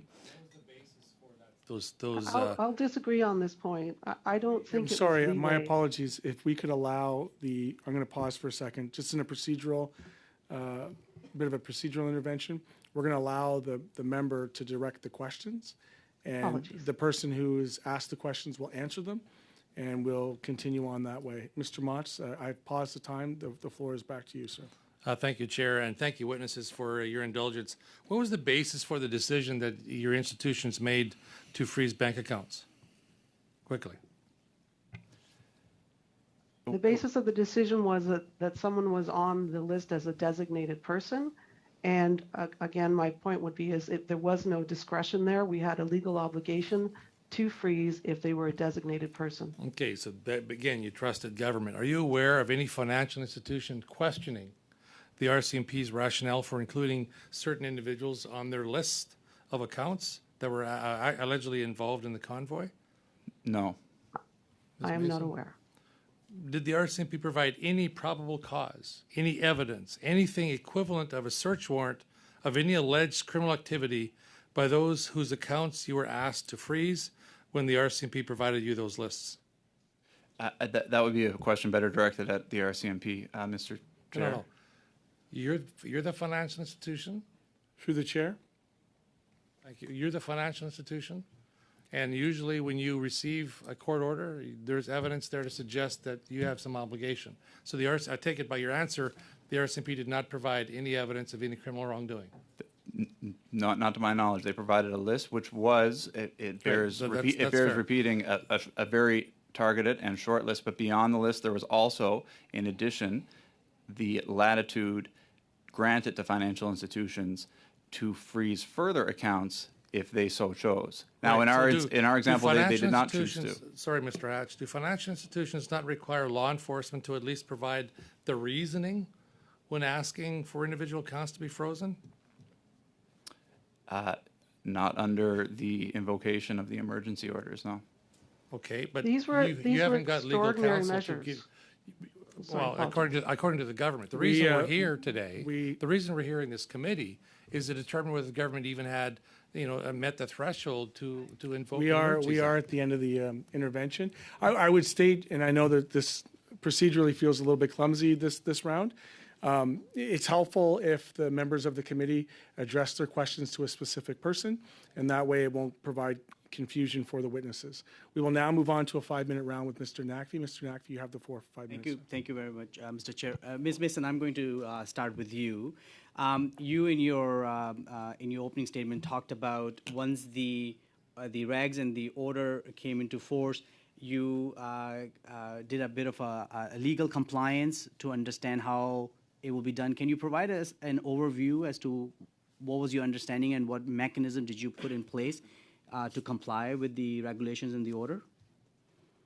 Well, when the order was announced, it was described what they were going to do, but we didn't have the actual order in our hands. So we started formulating a number of questions.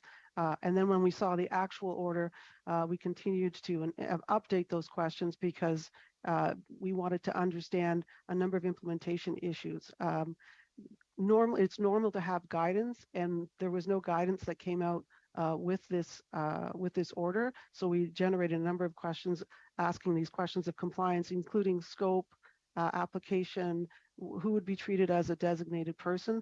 So we were helping to achieve compliance for our members by getting clarification from finance. And once you had a sense of what to do and you had to comply, who provided you with the list of individuals or entities to consider freezing accounts? The RCMP. You ever receive any list from any officials from Finance Canada? Never. And in the end of the day, once you received the list from the RCMP, what process did you follow to determine whether or not to freeze those accounts? First, we received confirmation of whether or not we should treat these individuals as designated persons. And RCMP confirmed they should be treated as designated persons. Once that was confirmed, we used those names to match against accounts within our members' organizations. And if there was a clear match, then we froze the account as obligated to do under the order.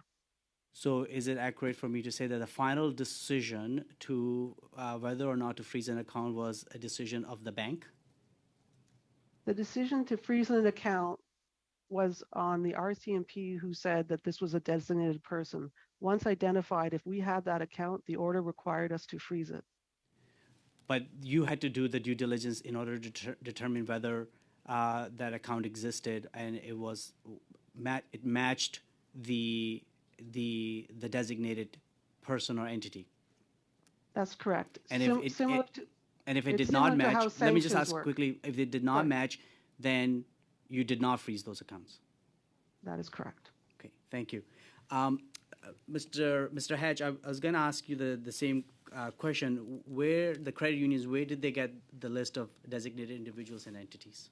From the RCMP. Did you get any list from Finance Canada? We did not. And what process did you follow to determine whether to freeze the account or not? Very similar to what my colleague at CBA just described. We shared the list provided to us by the RCMP through a secure channel that members only of our organization were able to access.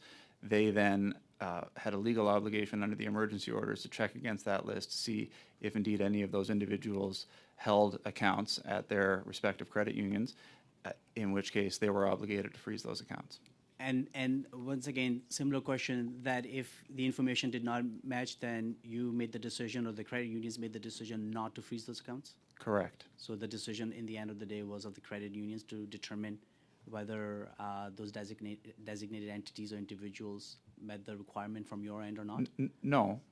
If I understand your question correctly, if it was found that one of the individuals on the list was a member of credit union X, that credit union was legally obligated to freeze that account. So it was not, there was no discretion. But you had to do the due diligence to make sure that the name or the name of the individual entity provided and your client were the same. Yes, that's right. I probably got 50 seconds left, so Ms. Mason, I will 20 seconds very quickly go to you. What process did you follow to unfreeze the bank accounts? We unfroze bank accounts when the RCMP indicated that the individuals were no longer to be considered designated persons.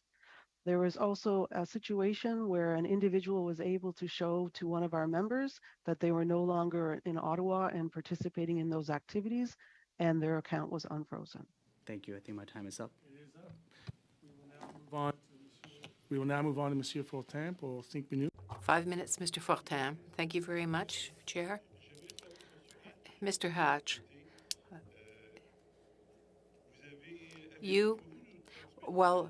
can you give us a list of the accounts that were frozen, given the dates at which they were frozen? Vous avez pas accès.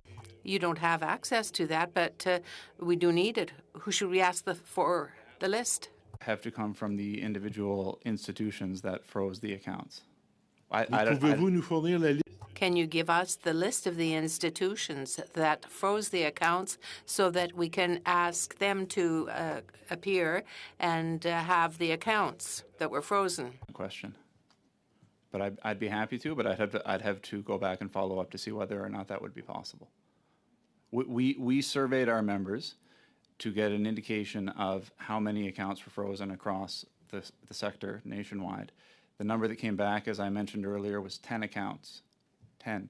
Oui, mais j'aurais besoin de la Yes, but I still need the list. I don't like to interrupt you, sir, but I need the list. I need to know what accounts were frozen and when and for how long they were frozen.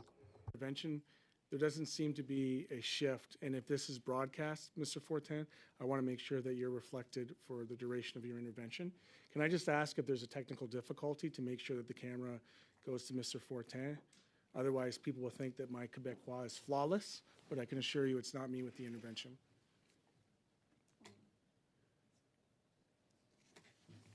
Is there somebody back there? What's going on?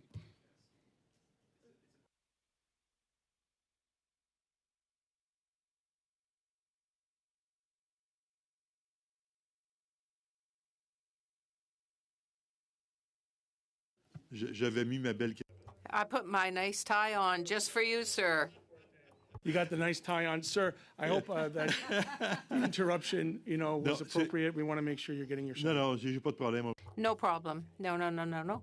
I don't need a camera on me to ask questions. But did you suspend my time, Chair? Should I start again now? Okay. Mr. Hatch, I repeat, what I need is the list of the accounts that were frozen, 10 of them, you say, where they were frozen, and on what date they were frozen until what date. I want you to give me this list, and perhaps you could do so in the next 10 days. I will ask my members if it's possible to have that information. With respect to privacy concerns, I don't know. Yes, but the committee itself is asking for this list. And I'm sorry, Mr. Hatch, I don't want to rush you, but I have other questions for you, and time is going by very quickly.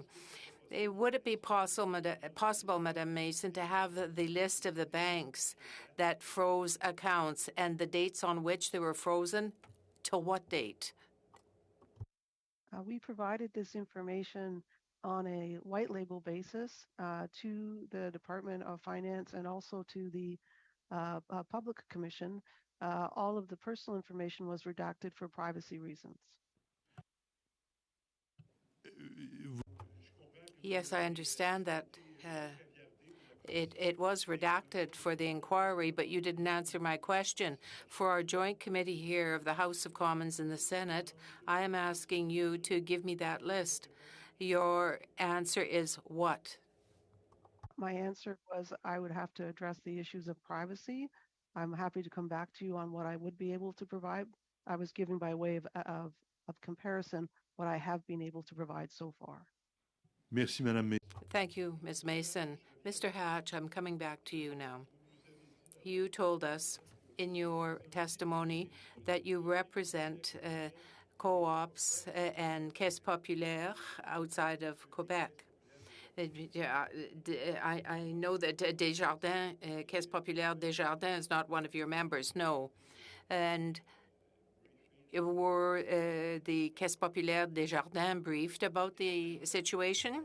Discussions at the time as the chief financial institution in the province of Quebec, but you'd have to speak to them directly to get the details. Il reste quelques secondes. How many seconds do I have left? At the same time as you, at the same time as the banks, or after you? Or Merci. I don't know. Il y a 6 banques, donc. Thank you. So 6 banks were consulted before you. Do you know why?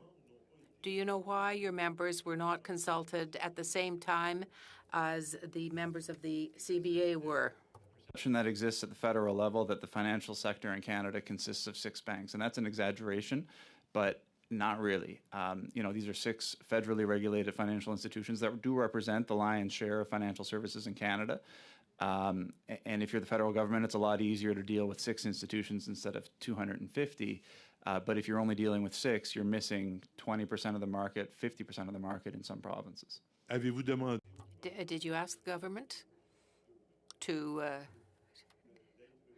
to be briefed at the same time of the banks? Yes. And what were you told? Similar, but the challenge persists that it's a cultural reality within the federal government to treat the financial sector as six institutions. Now that has gotten better over the years, but this is just the most recent example of a federal issue. Is that what you were told? I understand. And Mr. Fortin, I'm so sorry. And I will pass the chair to you. I'm sure you have your clock ready. Well, since I'm the chair, I think I will ask a question again. Oh, yeah. Monsieur Green, la parole est à vous. Mr. Green, you have the floor. Interested in trying to get an understanding for what the threshold was. What was material in terms of the participation for people to potentially have their accounts frozen? I know we heard fantastic stories from some sides of the House that, you know, poor Mrs. Jones got her account froze for a $20 donation. I want, Ms. Mason, you to have the opportunity to respond to that and then maybe talk about what were the financial thresholds for having your account frozen. Sure. I'll begin with the fact that the vast majority of accounts frozen were based solely on the list provided by the RCMP. For those ones that we were required to freeze because we had an independent duty to determine under the order, it wasn't like a blanket threshold, like a dollar amount. How we did it was we applied our normal processes for looking at unusual or suspicious activity. That by its nature would be something material to even catch our eye in the first place. So it's not as simple as saying it was a specific dollar amount. And so, you know, one example of that would be, you know, there was a case that's obviously been reported, and this one predated the Emergencies Act, but it's been as part of the public hearing, where all of a sudden $1 million landed in a personal deposit account, which would have caught someone's attention because of the amount. And then when you look through the lens and realize it was related to the fundraising, and that's when you would notice something significant. So it would be a significant event that would cause that to be noticed. And how many accounts did you freeze outside of the list that was provided? You'd mentioned that there was a discretionary opportunity. How many did you pursue, Ms. Mason? Or the banking sector, my apologies. My understanding is that there were about 4 or 5. And I again, this was not a discretion. We had a duty to refreeze if our systems noted something unusual and it matched the activities in Ottawa. Distinction there is that you were directed to do that, but these were people that were above and beyond the list that was provided to you. Is that correct? That is correct. Are there any accounts to your knowledge that are still frozen? The only accounts that are still frozen would be those that are subject to ongoing orders. There was freezing that took place because of court orders that were put in place. So when the RCMP provided lists of protesters directly involved in the convoy protests, what additional information, if any, did they provide other than their personal information? In their original list, they would describe at high level some of the activities that the individuals were conducting that got them on the list, basically. And were you instructed with any information in terms of how to go about freezing it? No, we actually saw clarity on freezing. That was one of our very initial questions of the scope of the freezing. We'd ask questions about, could ongoing payments continue to go through? Was there an opportunity to have, for example, humanitarian measures to allow for minimum withdrawals, child support? And the initial response we had was, there are no exceptions. We asked again, and then they were told, we'll need to get back to you. But then it became a moot point because by then the order had been revoked. Okay. So were you provided with instructions in terms of how to unfreeze and for whom? It was blanket that once we were allowed to unfreeze, it was a complete unfreeze. We asked the question, what happened? Like, there's no forfeiture. Can we just completely provide access? And we were told, yes, once they're off the list or the order is revoked, you completely unfreeze. Just to be clear, the distinction between having it frozen versus a forfeiture is the forfeiture, that money would have been seized, right? Versus it being frozen and then released? Correct. Okay. That was a point of distinction within this committee that I think we struggle with, so it's certainly good to have you here. Mr. Hatch, You've heard the questions that I've put to Ms. Mason regarding the processes that were in place. Within the credit union sector, how many additional accounts did you all have to move on or act on based on the parameters of the EA order in addition to the list of the RCMP?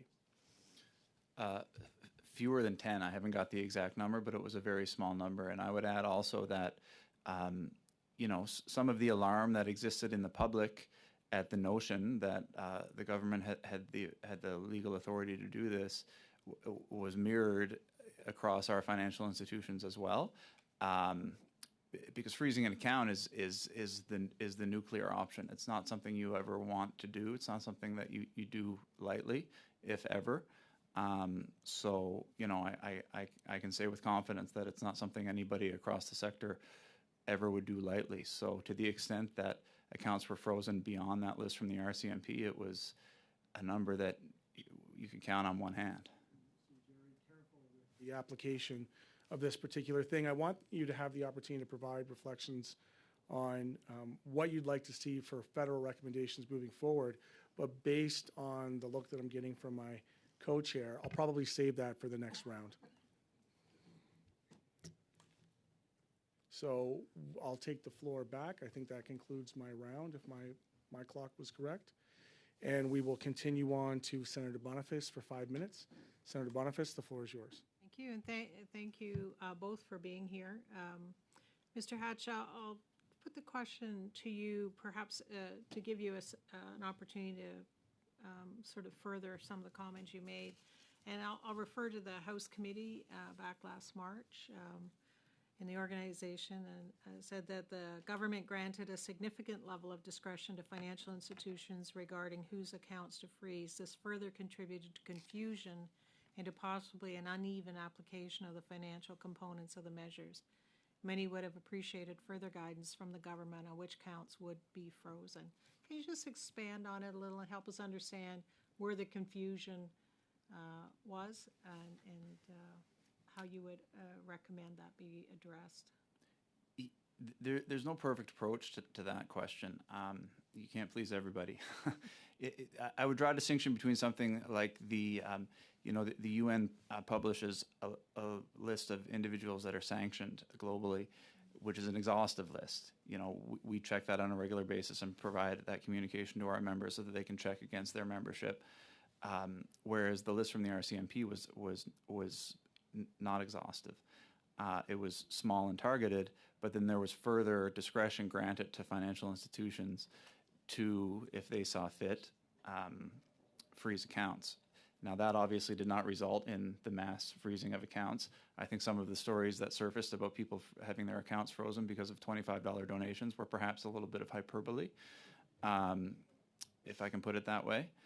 But it was troubling that that list was not exhaustive and that discretion was granted to our members, because frankly nobody wants to have that power. They want to see the list, and if we have a member that's on that list, then that's black and white, and nobody wants to be in the gray area. And so presumably the confusion that's referred to in that quote is around how you make that decision, or is the confusion what the confusion creates for people who are on the receiving end of a freezing of their account? Well, the confusion is, okay, we have this list, which is black and white, but then that we have further discretion to freeze if we deem activity worthy thereof.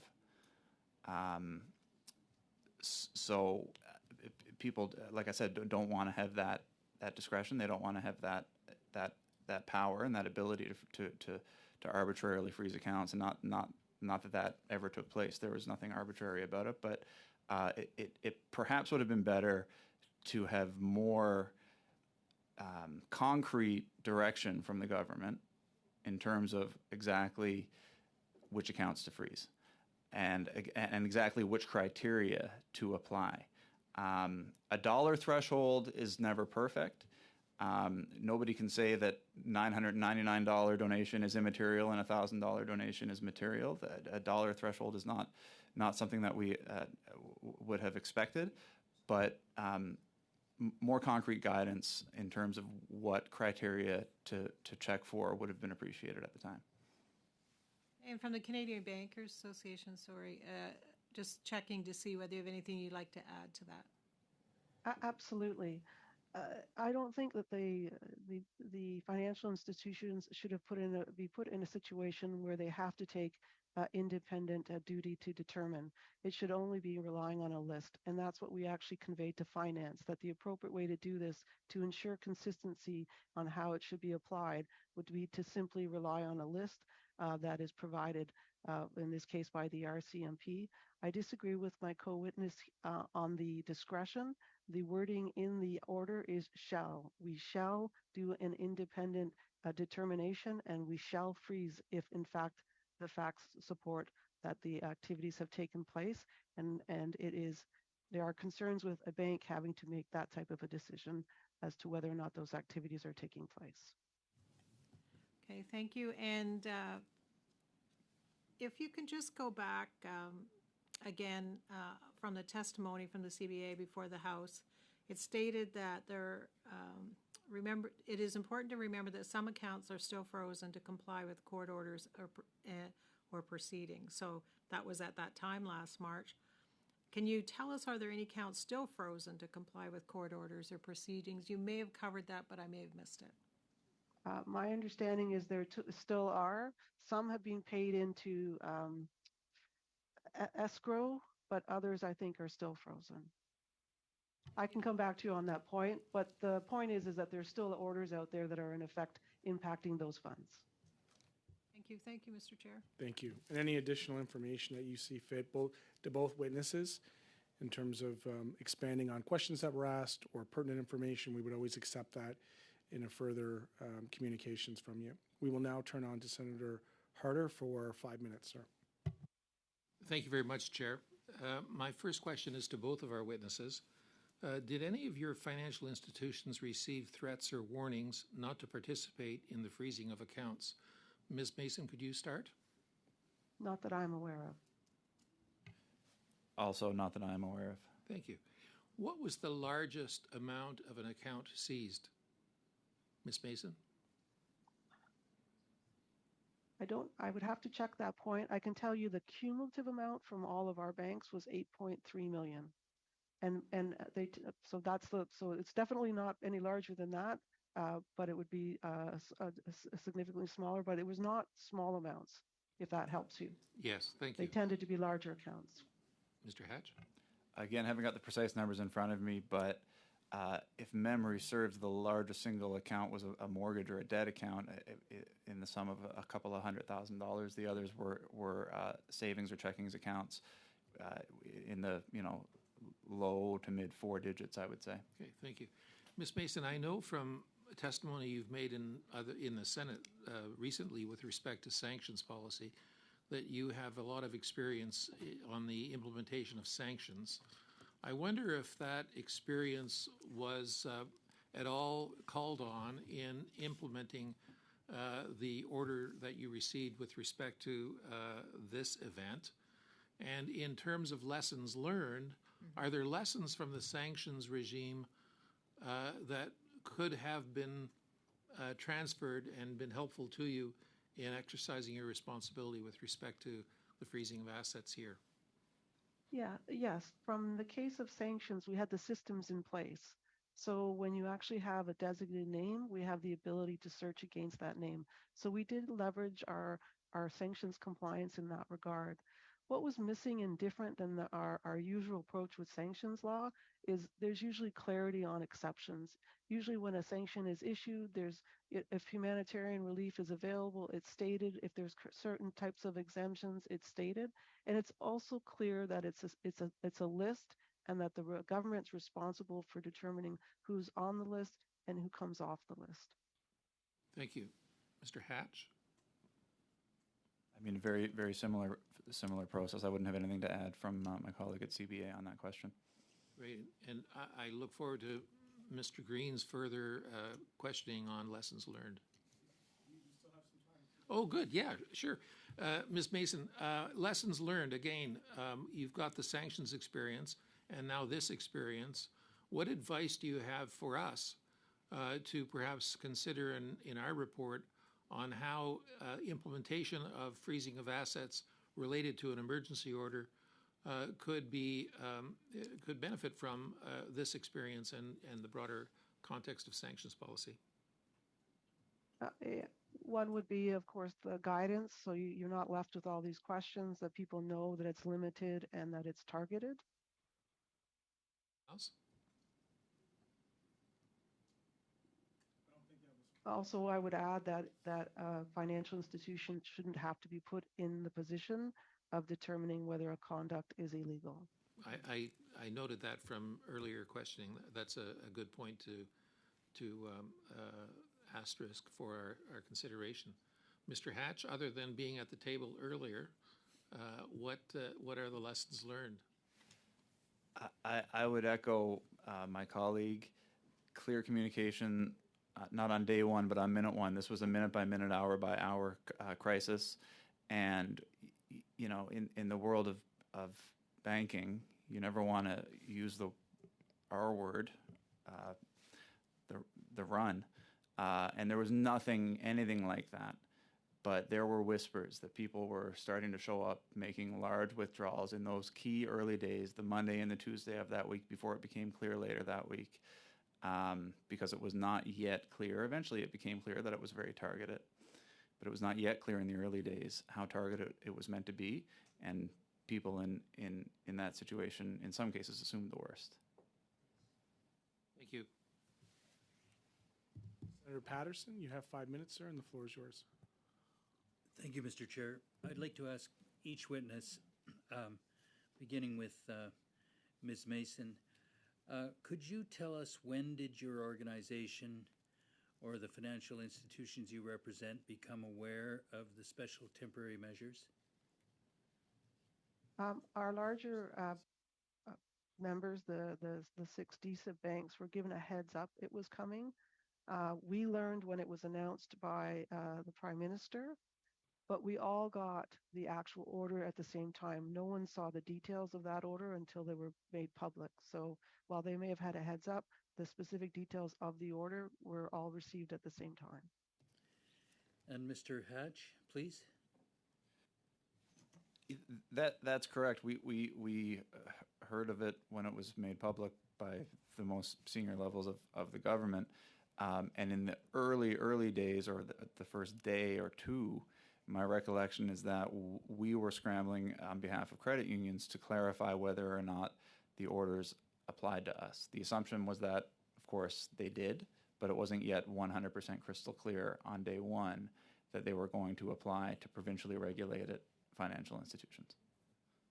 And if I may ask each witness as well, please, how quickly did your financial institutions then act to carry out their requested role? Well, what I would say, there was a gap between when it was announced and when the actual order came up. It was almost 30 hours.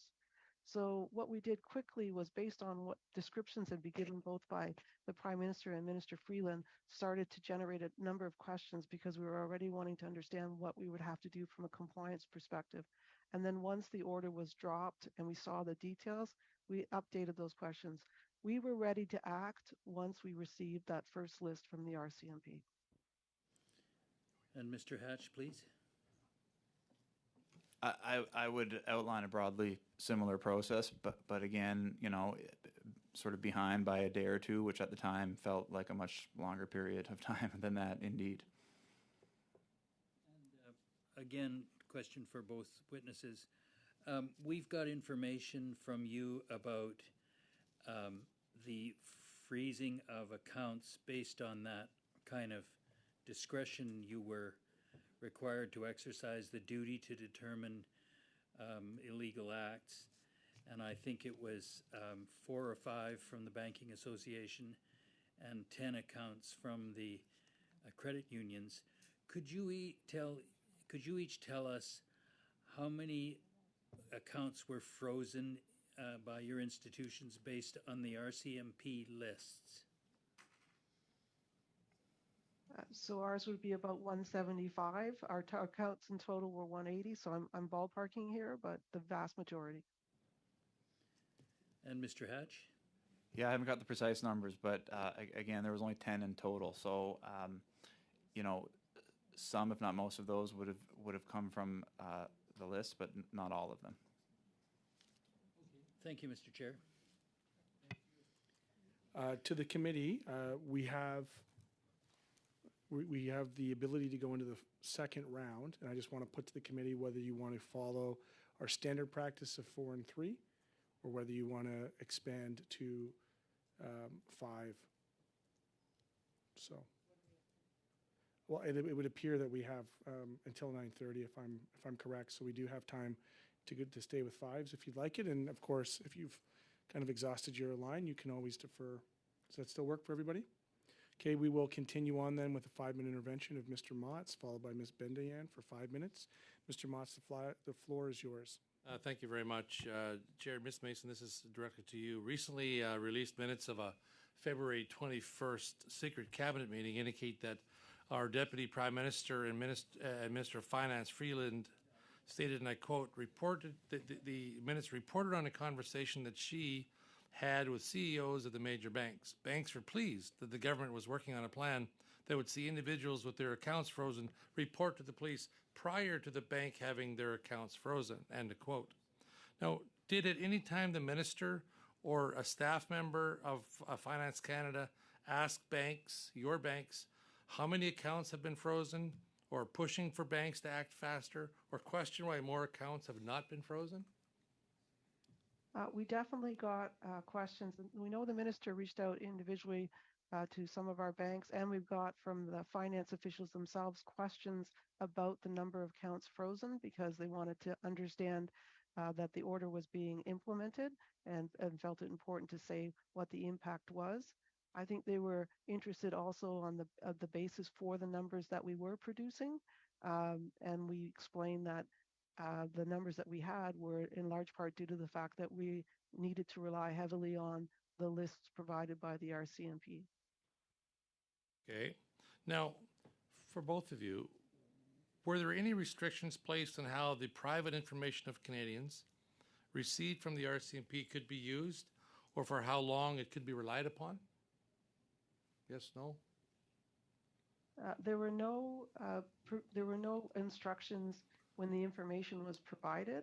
We did ask the question at the beginning, given how sanctions laws work where that list is public, whether or not this was a confidential list or a private list. We were told it was a confidential list, and that's why we only shared it on a need-to-know basis, but there were no specific instructions. Having said that, privacy law does kick into effect, which requires that you only hold information as necessary for the purpose for which it was collected. Right. Any difference from that, Ms. Pratt? No difference from our experience. That's correct. Thank you. So basically, the government sent out hundreds of pages of unencrypted information to your members by your own testimony, Ms. Mason, included client protest activities via email with little or no privacy safeguards from their perspective or direction to you. Is that correct? That is correct. They were delivered in that process. And they provided no safeguards or direction for you on how to safeguard that data, correct? They did not provide such instructions. So did the Banking Association safeguard this personal data? Yes, we ensured that it was only shared on a need-to-know basis, and then we actually arranged so that our members could receive that information directly. Okay, and yours about the same, Mr. Hatch? Yes, we shared it only on a very secure, members-only online channel. Thank you. So have your members destroyed that information yet? Yes or no? I don't know the answer to that question, but I'm happy to get back to you. And Ms. Mason, yes or no? I would have to get back to you on it. Can you both undertake to do that and report back to the committee from your members on whether that has been destroyed? Now, is there anything in the emergency order that prevents your banking members, Ms. Mason, from continuing to use the intelligence received from the RCMP now in your own personal risk assessments as banks of your clients? And are these accounts still identified by the banks as having been on the government's hit list or the blacklist outside of those with court orders we've already identified? There's nothing in the order itself that prevents that. There would have been some indication on the account itself so that the bank could answer any questions as to why certain actions were taken on that account. And again, this is not an indictment against the banking or the financial institutions, but the fact that the order itself is void of any direction that when the order is lifted, you can't use that data for any of your own purposes. And that's my point. So you've answered that there was no direction provided. One last comment. One could argue that consumer confidence is the foundation of a worldwide financial system. If people lose confidence that banks and other financial institutions are not capable of keeping their money safe, and that's when we get run-ins on banks, even though at this point in time you said it was minimal. Money supply could be threatened and institutions that we rely on every day break down. The government's use of the Emergencies Act to freeze bank accounts of individuals was unprecedented. Would you agree that those unprecedented measures have had a negative impact on the confidence Canadians have in the banking system? Mr. Hatch, yes or no? At the time, yes, but Ms. Mason? I would say we weathered this storm, but that was in large part due to the fact that it was very short-lived. Mr. Chair, he was, I the witness understand. was attempting to finish his answer and he was cut off. Well, by I Mr. don't believe Barnes. that that's a point of order, but I will say that the round is done, and I do appreciate the editorial. And you do have the floor for 5 minutes. Thank you very much, Mr. Chair. I'd just like to begin by quickly clarifying something. Various members of this committee have asked questions both to Ms. Mason and to Mr. Hatch that included reference to the seizure of bank accounts. I would just like to make absolutely clear on the record, Ms. Mason, I understand that no seizures actually ever took place. What we are talking about here is the freezing of bank accounts. Nothing was taken from these bank accounts. It was a freeze, which then would be lifted. Ms. Mason, is that correct? That is correct. Where Mr. there may have been some confusion is that that was one of the questions that we asked after the freezing was lifted, whether or not we were able to release the funds. Mr. Hatch, was there ever any seizure of your members' bank accounts? No. Thank you. I also understand from previous testimony by other witnesses that accounts were unfrozen as soon as someone ceased participating in the illegal blockades. Even accounts were unfrozen prior to the revocation of the Emergencies Act. Is that correct, Ms. Mason? That's correct, and that happened in two ways. One, they were removed from the list from the RCMP, and we were advised of that. And one would be they went and actually were able to prove it to their bank. Mr. Hatch, is that correct? Also correct with us, yes. Thank you. Ms. Mason, you indicated in answer to previous questions that the RCMP provided you with high-level information about the activities of blockaders, which helped inform your decision whether or not to freeze bank accounts. Would it be possible to receive copies of that information? Was it provided to you in writing? That was actually part of the list. So if you went through the list, it would be described in the list. I no longer have that list. I was going to offer, we destroyed it. We no longer have it. Can you give us a little bit of a sense of what might have been included on that list? Well, it would describe, the individual, what their involvement was. Perhaps they were a particular fundraiser. They were conducting certain types of activities. It was, again, very high level, but it was in the list. But I no longer have that list, and that is probably something that the RCMP could be able to inform on. But it allowed you to make a determination? No, to be clear, we weren't making a determination. We got confirmation from the RCMP that these were designated persons. Okay, so in essence, the RCMP was giving you the information that you needed in order to proceed or not? That's right. They had told us these are designated persons, so we should act on this list. Thank you. I also have a question arising, Mr. Hatch, from earlier testimony this evening. You spoke about the real impacts of communication and, in fact, disinformation, even though you hesitated, and of course I understand why you referred to a possible run being incited by that disinformation. I understand that the Conservative member, for example, of Sarnia Lambton, suggested that a constituent's account was frozen for buying a T-shirt, and that statement contributed to some concern. Was that ever the case, to your knowledge? You mean freezing accounts for such insignificant activity? Correct. As what? No, of course not. Ms. Mason? Not correct.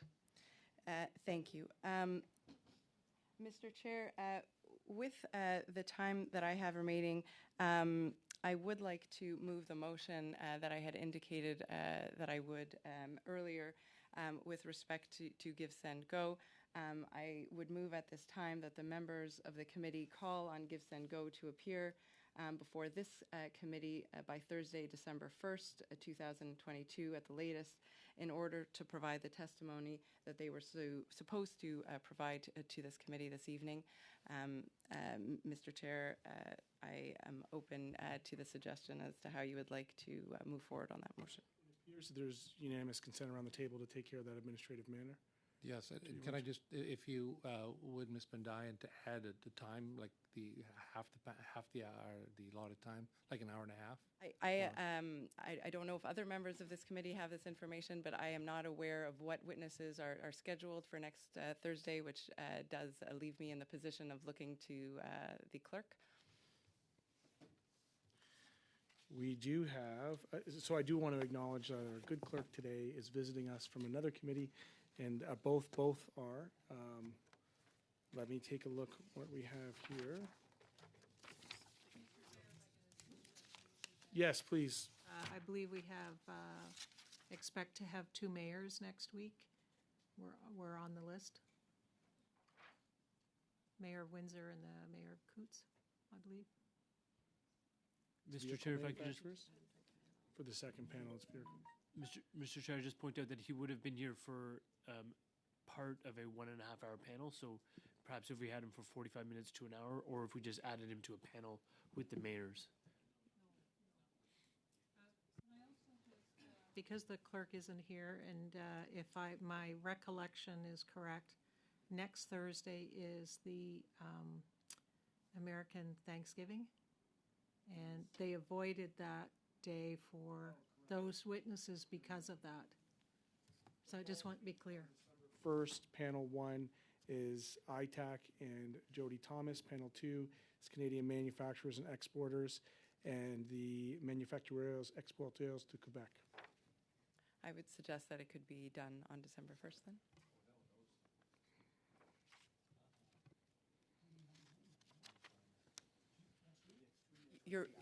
You're refusing to listen to the testimony from Give, Send, Go because of the manufacturers? They could join the panel. You can. We do have witnesses that are here, and I do appreciate that the work plan had not been distributed. I do appreciate that. I acknowledge that in advance. I acknowledge the situation that we're in with the fact that this gentleman did not attend in the first session, right? And I think that, you know, when we return, there will also be an opportunity there in the subsequent weeks. So what I would ask to do, if you would set this aside for the moment, allow us to just continue these rounds, and I commit to you that you'll get a work plan out, and that we'll be able to find time. Look, I would have had him on this panel myself personally, but I wasn't the will of the committee, so now we're going to be dealing with this a little bit later. That's fine, and I appreciate that, Mr. Chair. You had invited me to bring forward my motion, and so I did. And I would like to, again, repeat on the record that I asked the clerks at a previous meeting to be more forthright with all committee members as to the schedule of these meetings, and that has not occurred. Your feedback is duly noted. So with that being said, we will now go back to the rotation, which would be Monsieur Fortin pour 5. Mr. Fortin, 5 minutes. Thank you very much, Chair. I would like to clarify something that Mr. Hatch, well, Mr. Hatch first.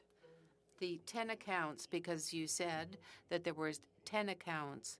There's a lot of feedback in my microphone. I don't know. Is there another microphone that's open? Mr. Hatch? The 10 accounts that were seized or frozen, Can you tell me if there were anybody in Pontiac that was involved in that? No, I don't have that information. You say that there were 10 seized accounts, but you don't know what institutions they were seized from. Ms. Mason, the same question for you. Have I understood clearly? You said that there were 175 accounts that were seized according to the RCMP, but 180 in total was the count. Correct, and it was freeze, not seize. I just want to make sure that we clarify that. On va y revenir.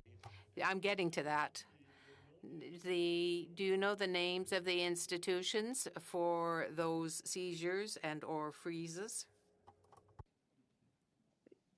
Yes, I know the names of the institutions. Est-ce que vous pouvez nous Can you give us those names, please? I'm not in a position right now to give you those names. vous venez But you just said that you had them.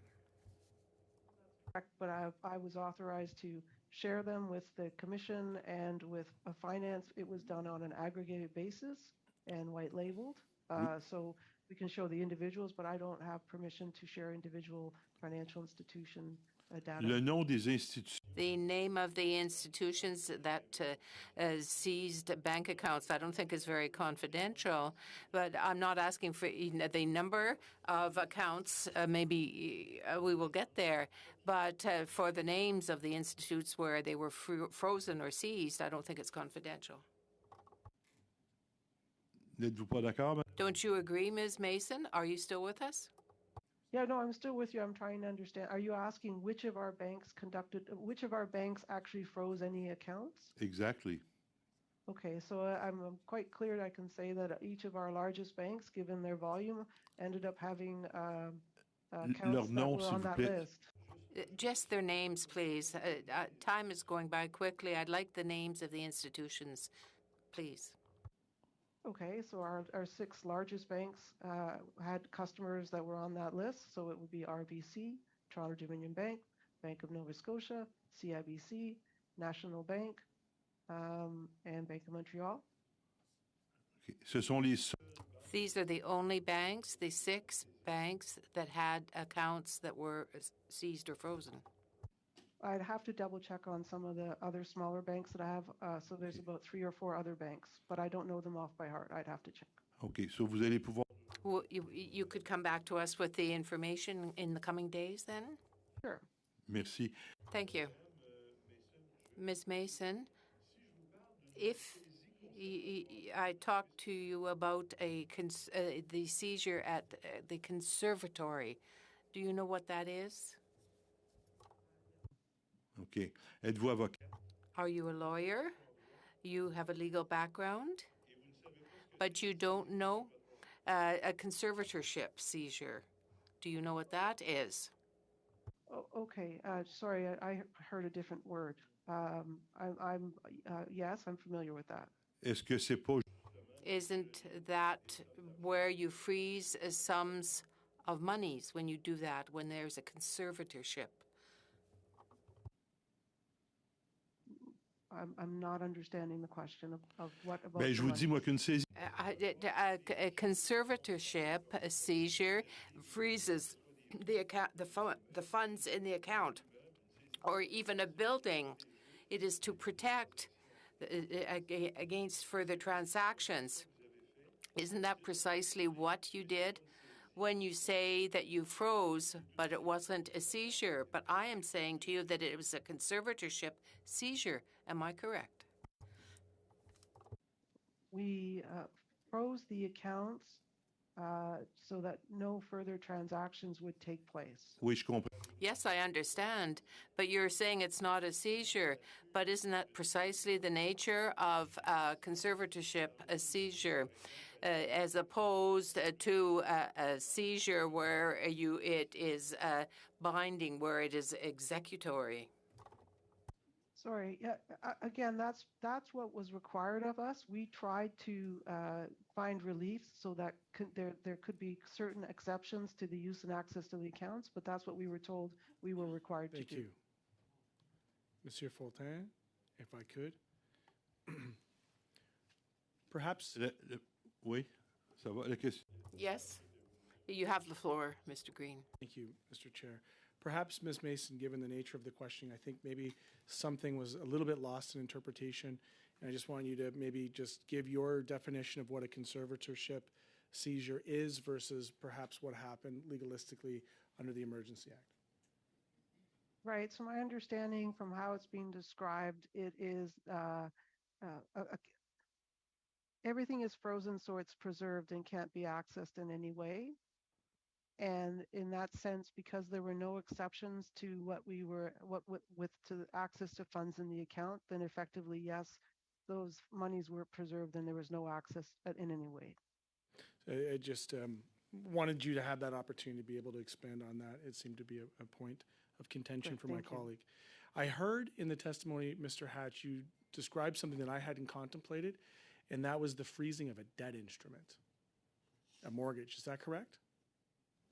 Yeah, and again, I haven't got the data in front of me, but my recollection of the results of one of the surveys that we had conducted amongst our membership was that one of the accounts frozen was in fact a mortgage account.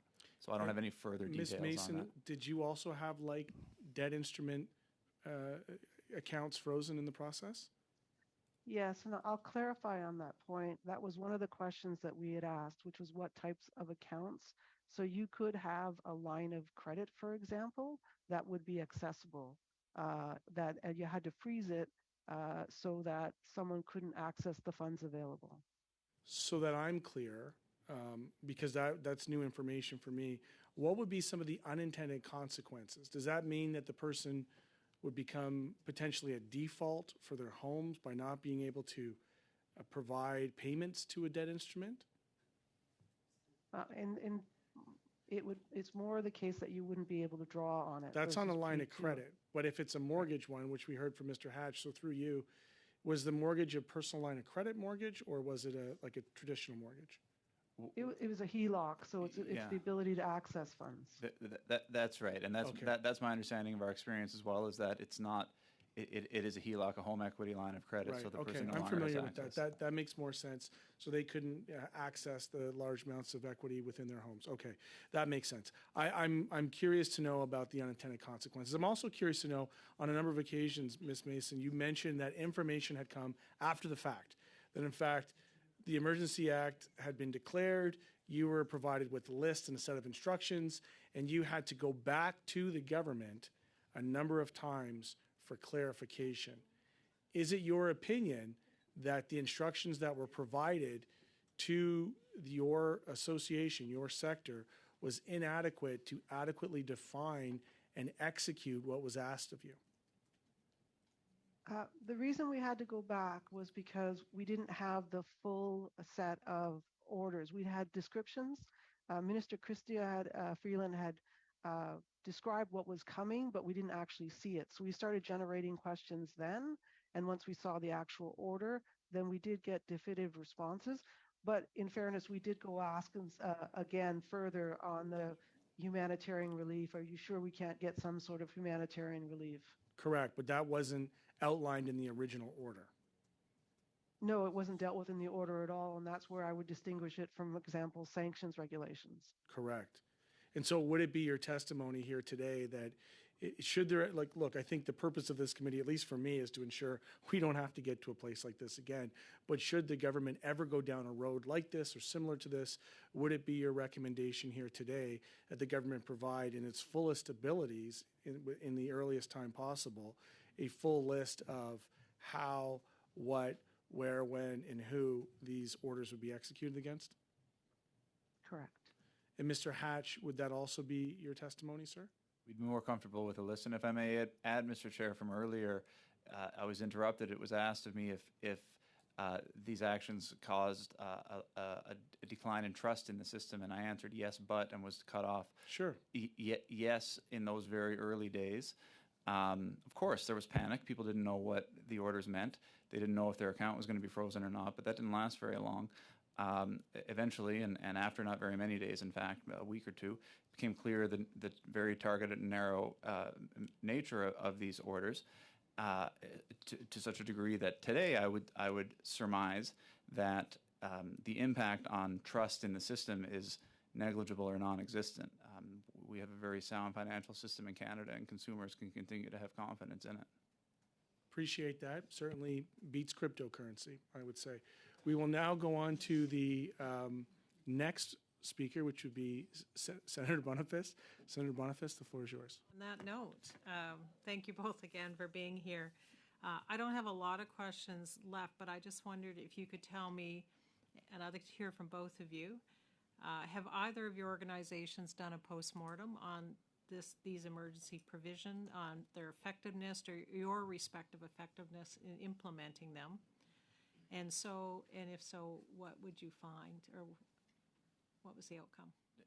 Nothing formal that I would give such a formal name as post-mortem to. Again, the numbers were so small as to not merit such a study. 10 accounts across a $300 billion sector is not statistically significant. But to the extent that we have ideas and recommendations is what I have already outlined. Communication is key. The targeted nature of these measures could have and should have been communicated more clearly and earlier. So I guess part of my point was from your own experience in your feedback to your own credit unions, is there anything else that you would add? That, as has been repeated a few times here this evening, more guidance, if not explicit lists, be provided by the government as opposed to granting individual FIs, financial institutions, the latitude to determine whether or not activity reaches a threshold that merits account freezing. Anything from the CBA? No formal, but we have actively participated in hearings such as this, also with the Public Commission's review, identifying obviously the importance of communication, ensuring that the public is not alarmed when something is being exercised in such a narrow fashion, to make it clear. And throughout this process, we did everything we could to make sure that our clients, and even asking governments to reinforce just the very narrow scope that this was being applied. By comparison to my colleague, we had 180 accounts, and we have multi-million numbers of clients. That's great. That's all I have, but I'll remind you, Mr. Chair, I just have a motion before the evening finishes, and I can do that at the end. You can do it now. You do have the ability to do that. Okay.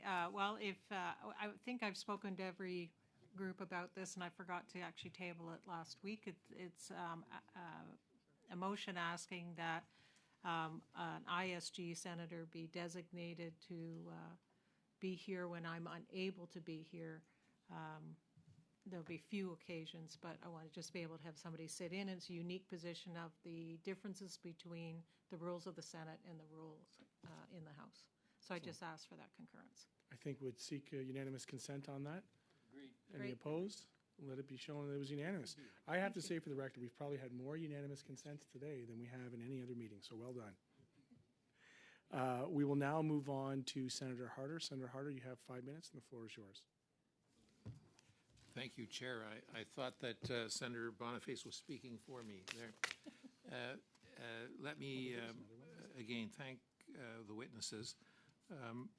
I guess what's left is, on the lessons learned, is just an open question to the witnesses as to, at the end of the day, what lessons would they wish us to be seized with? And secondly, I guess, with the perspective of time, what conclusions have they drawn with respect to the utility of freezing assets in circumstances as we faced? Ms. Mason? I would start by recognizing issues that we identified right up front, which is to freeze an account is significant, that if that measure is to be taken, considerations should be had with respect to appropriate exceptions, whether it's humanitarian, childcare, you name it. I think also, we've been asked at the beginning of this meeting, why didn't you challenge this legally? I think the real question is, you've got a piece of legislation that actually provides this power to the government.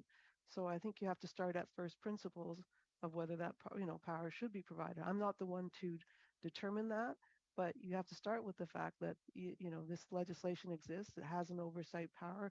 Is that sufficient? But those are things I think that this committee and policymakers should be considering.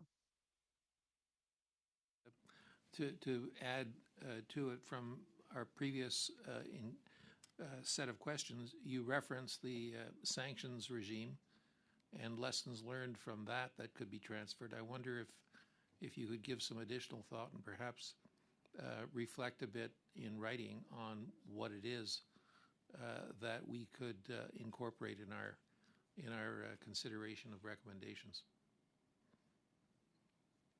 Yes, I would on the sanctions, as we mentioned, that there is a specific list, that there is a process for determining how people are put on that list, and there's opportunities and processes for people coming off that list that are formalized, understood, and prescribed. So exceptions or guidance on certain elements such as child support and the like. Sure, and also if someone is on a list and wants to be removed from a list, there's an actual process for applying to do that. Yeah, with the governor and council. Mr. Hatch? I agree with everything my colleague has said, and a lot of it doesn't bear repeating because we've said it many times. But again, when the federal government is enacting any kind of policy through the financial system such as this, that it consider and consult the entirety of the financial system, be it the large DSIBs, the federally regulated banks that everybody is familiar with, the smaller banks that fewer people are familiar with, and then the provincially regulated credit unions. That would be my number one message and number one recommendation, that it's a battle that we continue to fight, and this was just the most recent manifestation of the tendency that exists in Ottawa and at the federal government level to view the financial system as six institutions. As your broader question, it's respectfully, Senator, I don't think it's my job to determine whether or not it was right or wrong to pull this lever. That's up to this committee, that's up to legislators, that's up to members of parliament and senators, and ultimately the government. But it is a law that exists. It is a power that the government does have. Whether it's right or wrong, I don't see it as my job to answer that question, to be candid. And just one last question. Does your clientele have much experience with the sanctions regime? Yes. And would your conclusions be similar to Ms. Mason's? Yeah, absolutely, yes. Thank you. That's really interesting. Thank you, Mr. Chair. I would cede my time to Mr. Motz. Very generous. Mr. Motz, you have 5 minutes. The floor is Thank yours. you. Thank you very much, Chair. Thank you, Senator Patterson. Mr. Hatch, I just wanted to encourage you to maybe reconsider a response that you provided where you said that you didn't think that it was appropriate to given the minuscule impact that the EA had on your clients. But I think, as Senator Boniface asked, have you done a postmortem, or are you going to consider to do one? It's your customer base. They may have a different view, and I would encourage you to maybe, with your 200 and some, branches across the country, that you would reconsider that, because this is an unprecedented event, and I think your clients might appreciate it. Ms. Mason, I have a question Point of for you. order, Mr. Chair. I wonder. Can you stop my time, please? I have a question for Ms. Mason. I apologize for interrupting my colleague. I'm not aware of the rules, so any member can cede their time to any other member, including a senator, to a member of the House? I think it's his time to cede, so procedurally I don't see that out of order.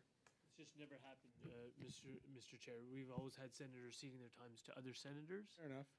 And members of the House ceding their time to other members of the House. I don't think it's outlined in any standing orders that I've seen. If you have one for reference, feel free to do that, but in the time being, I'll grant the parliamentary privilege of Senator Pattison to cede his time to whomever he so sees fit.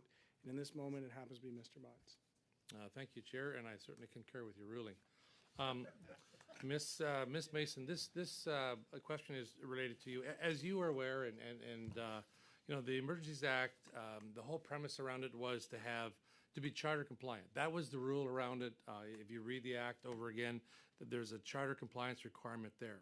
So in light of the government's regulations under the Emergencies Act, to have a third party, namely you, the banking institutions, financial institutions, freeze accounts, do you not believe that the government was circumventing their charter obligations with respect to search and seizure? I think that's for this committee and for the public commission to assess from a legal perspective.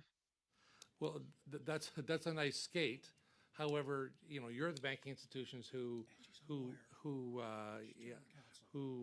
you know, represent the banking community who was asked to do this on behalf of your clients. So I find it odd that, you know, as general counsel, you wouldn't think that there's some obligations you also have to your clients under the charter. No, the reason I say it that way is because both this hearing and the public commission are collecting information and creating findings on what actually took place. There have been competing versions of what was intended and how things were implemented. So all I'm saying is that when all the facts are before us, that is when we are in the best position to assess whether or not we felt the charter had in fact been respected. Yeah, fair enough, and I appreciate those comments. And you're right. Hopefully, you'll never be as the banking institutions be in this position again, where the government couldn't invoke this on the Canadian citizens for this reason. Now, Ms. Mason, are you aware? Did anyone from government or any law enforcement agency seek input from the banking associations prior to the invocation of the Emergencies Act or the request to freeze accounts? I know you indicated earlier that you got a heads up that it was coming, but previous to that, was there any indication from them? Did they seek your advice on how to do it from a banking perspective? No, we were never approached to ask about how to seize accounts from a banking perspective. Okay, and Mr. Hatch, given the fact that you weren't even included in those conversations, I suspect you're in the same boat. Correct. Yeah, we were not given any advance warning. Quite the contrary, as I've already described. Right. And I agree with that assessment that it's unfortunate that you weren't considered to be, you know, part of the financial institution concept and with the EA. Anyway, I am done given the time, Mr. Chair. I would concur. Thank you very much. Mr. Brock? Question for clarification, Mr. Chair. Just to confirm again, for the next couple of weeks, we have the two mayors for next week. Is that the extent? Panel one is the mayor of the city of Windsor, Mayor Drew Dilkins, and Jim Willett, who is the mayor of the village of Coots. Panel two will be representatives from the trucking industry, including the Canadian Trucking Alliance and the Canadian Vehicle Manufacturers Association. That is for the November 24th meeting. Okay. And December the 1st meeting, we have Mr. Wells. We have ITAC and Jody Thomas in the first panel. In the second panel, we have listed the Canadian manufacturers and exporters, followed by the manufacturers and exporteurs to Quebec. Okay, I have an issue with a multitude of witnesses in conjunction with the anticipated evidence of Jody Thomas. Jody Thomas testified today at the commission, and what we originally thought might have been a minor role vis-a-vis her involvement in the actual invocation and advice that she gave to the Prime Minister and Cabinet. In light of the evidence that she has given today, which is extremely relevant and expansive, my view is we need to have her alone for one of those panels for an hour and a half. And if there is no unanimous consent, I'd be asking that we turn this, I'll be bringing a motion to that effect, and I'd be seeking a vote, Mr. Chair, Bring a motion today or at a future date? today. At this point, I'd like Point to. of order, Mr. Chair. at When this- I put forward a motion for debate, you indicated that there were witnesses in front of us. Those witnesses are still here, so I don't see why we are I was just engaging in about- scheduling. I was just about to dismiss the witnesses. We're at the end of our rounds. I think that's the distinction between when you intervened in the middle of your rounds, when there's other people who had the ability to intervene. Now that list has been exhausted, which is why I'm entertaining this in the business portion.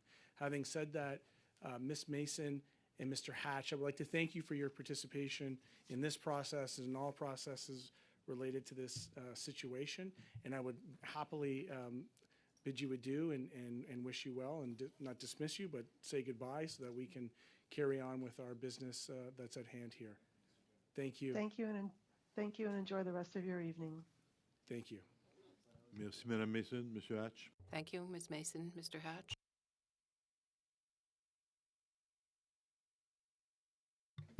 I apologize. There is one piece of information on panel 2. It should be noted that the Canadian manufacturers and exporters and their Quebec counterparts are to be confirmed. That at the time that this was written, they were not confirmed. The other piece that I'll say right now to the committee, which I shared with Ms. Bendayan, is that the co-chairs will endeavor to ensure the work plan is distributed. Certainly, by midweek next week, we're going to meet after this meeting quickly, hopefully, and just iron a few things out. We continue to have some administrative challenges. We're going to work through that and get you whatever we have, even if it's a draft, so that you have the same working plan that we do. Monsieur le Président. Mr. Chair, I'm wondering if we shouldn't, at our next meeting, look to, rather than having two 1.5-hour panels, perhaps the panels could be reduced by a half hour, and then we could use a half hour to adapt our work plan. There's a lot of information on our work plan and changes if we bring in Mr. Wilkes. I think it might be timely for us to have a close look at our work plan. So, in the first part of the meeting, we could do the work plan, and then we could hear our first and second panels, say from 7. The proposition put forward by my co-chair, Monsieur Fortin, it's now open for discussion. The discussion was to reduce the hour-and-a-half panels, the two of them, by half hour to give us the 1 hour to work out whatever additional. No, Monsieur. No, Chairman. No, I could say it in English, but I think that we have to work with interpretation. So if you don't mind, I'll say it again in French. What I was saying is that we have two 1.5-hour panels. I think it would be timely to reduce one of the two panels to 1 hour, to have a half hour for the work plan. Oh, yes, I understand now. I apologize. So the first panel, we have the two mayors, 1.5 hours. That's appropriate. The second panel, we have the Alliance, the Trucking Association of Canada, and the motor vehicles drivers. Perhaps they could be reduced to 1 hour, and the remaining half hour could be used for our business. Yes. Forward by co-chair Mr. Fortin. Do we have any objections to that? So just for clarification, would the 30 minutes be just generally for committee business or only restricted to the work plan that Monsieur Fortin is talking about? I think that the general, I don't know, Mr. Fortin, I don't want to. Moi, ce que je propose. What I'm proposing is the work plan, because I really think we need the half hour. I see here it's several pages where you're talking about scheduling witnesses over the coming months. So I think we need at least a half hour. That I think we need 30 minutes at least for housekeeping generally, that can include but not be restricted to the work plan point.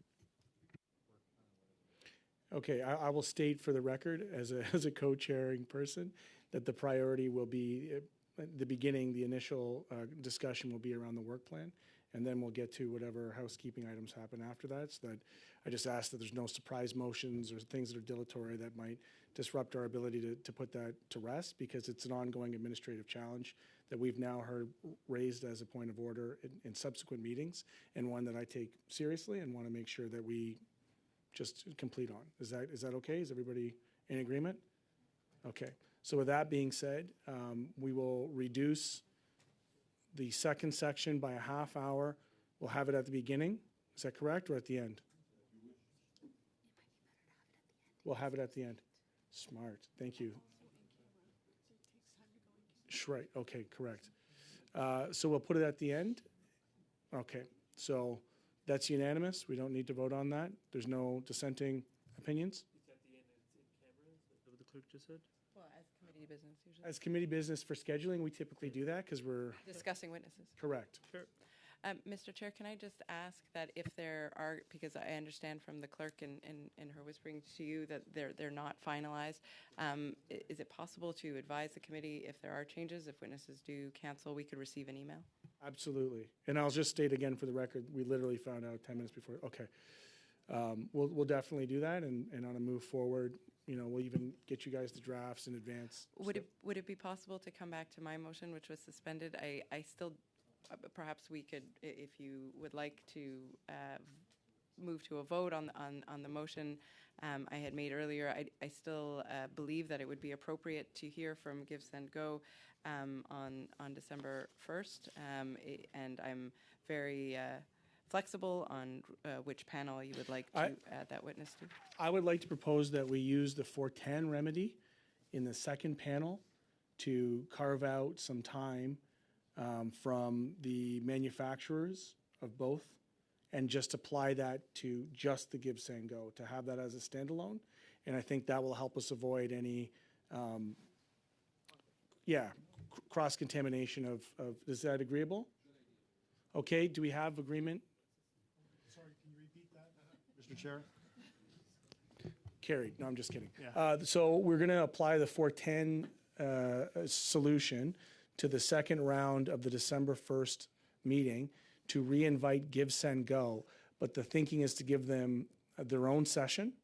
You, I think, quite rightly identified to provide us with their opening remarks in writing. So they would do that. And then when they would have their own panel. So we would take a half hour or, if you want 45 minutes, whatever the case may be, to split up the second panel, which is the Canadian manufacturers and exporters and their Quebec counterparts. For next week? No, December 1st. So what about the So who's on the first panel with Jody Thomas? Well, this is what I would say to that, Are my sir. Liberal colleagues adding more witnesses to that first panel? No, sir, they're not. And what I would say, hold on a second. Before I'm we, entitled, excuse me, Ms. Mende, I'm entitled for clarification. so the A Liberal clarification, member did not propose that, sir. if I could, call the meeting to order. Okay, I get it. We're in the silly season, the Christmas tree's up, everybody's ready to go. The point that I would like to make is that we always have the ability to recall witnesses. We always have the ability to recall witnesses. So I'm not privy to the information that you have regarding whatever bombshells came out today, the nature of the work. I don't know what it is you're talking about. I do know that this is an imminent meeting coming within the next 2 weeks, and I would ask that we just respect the schedule as it stands. And I would share with you, just openly and on the record right now, that if in the course of that meeting it is determined that we need to prioritize that witness to call them back on their own, I would be open to that, to their own session. You have that as a commitment for me right here publicly right now. Okay? Thank you. So can we agree that just to, put this to rest, can we agree that we're going to do the 410 method on the 1st of December to include the Give Send Go? That is unanimous? It's excellent. Now, with that being said, do we have agreement to adjourn? Thank you.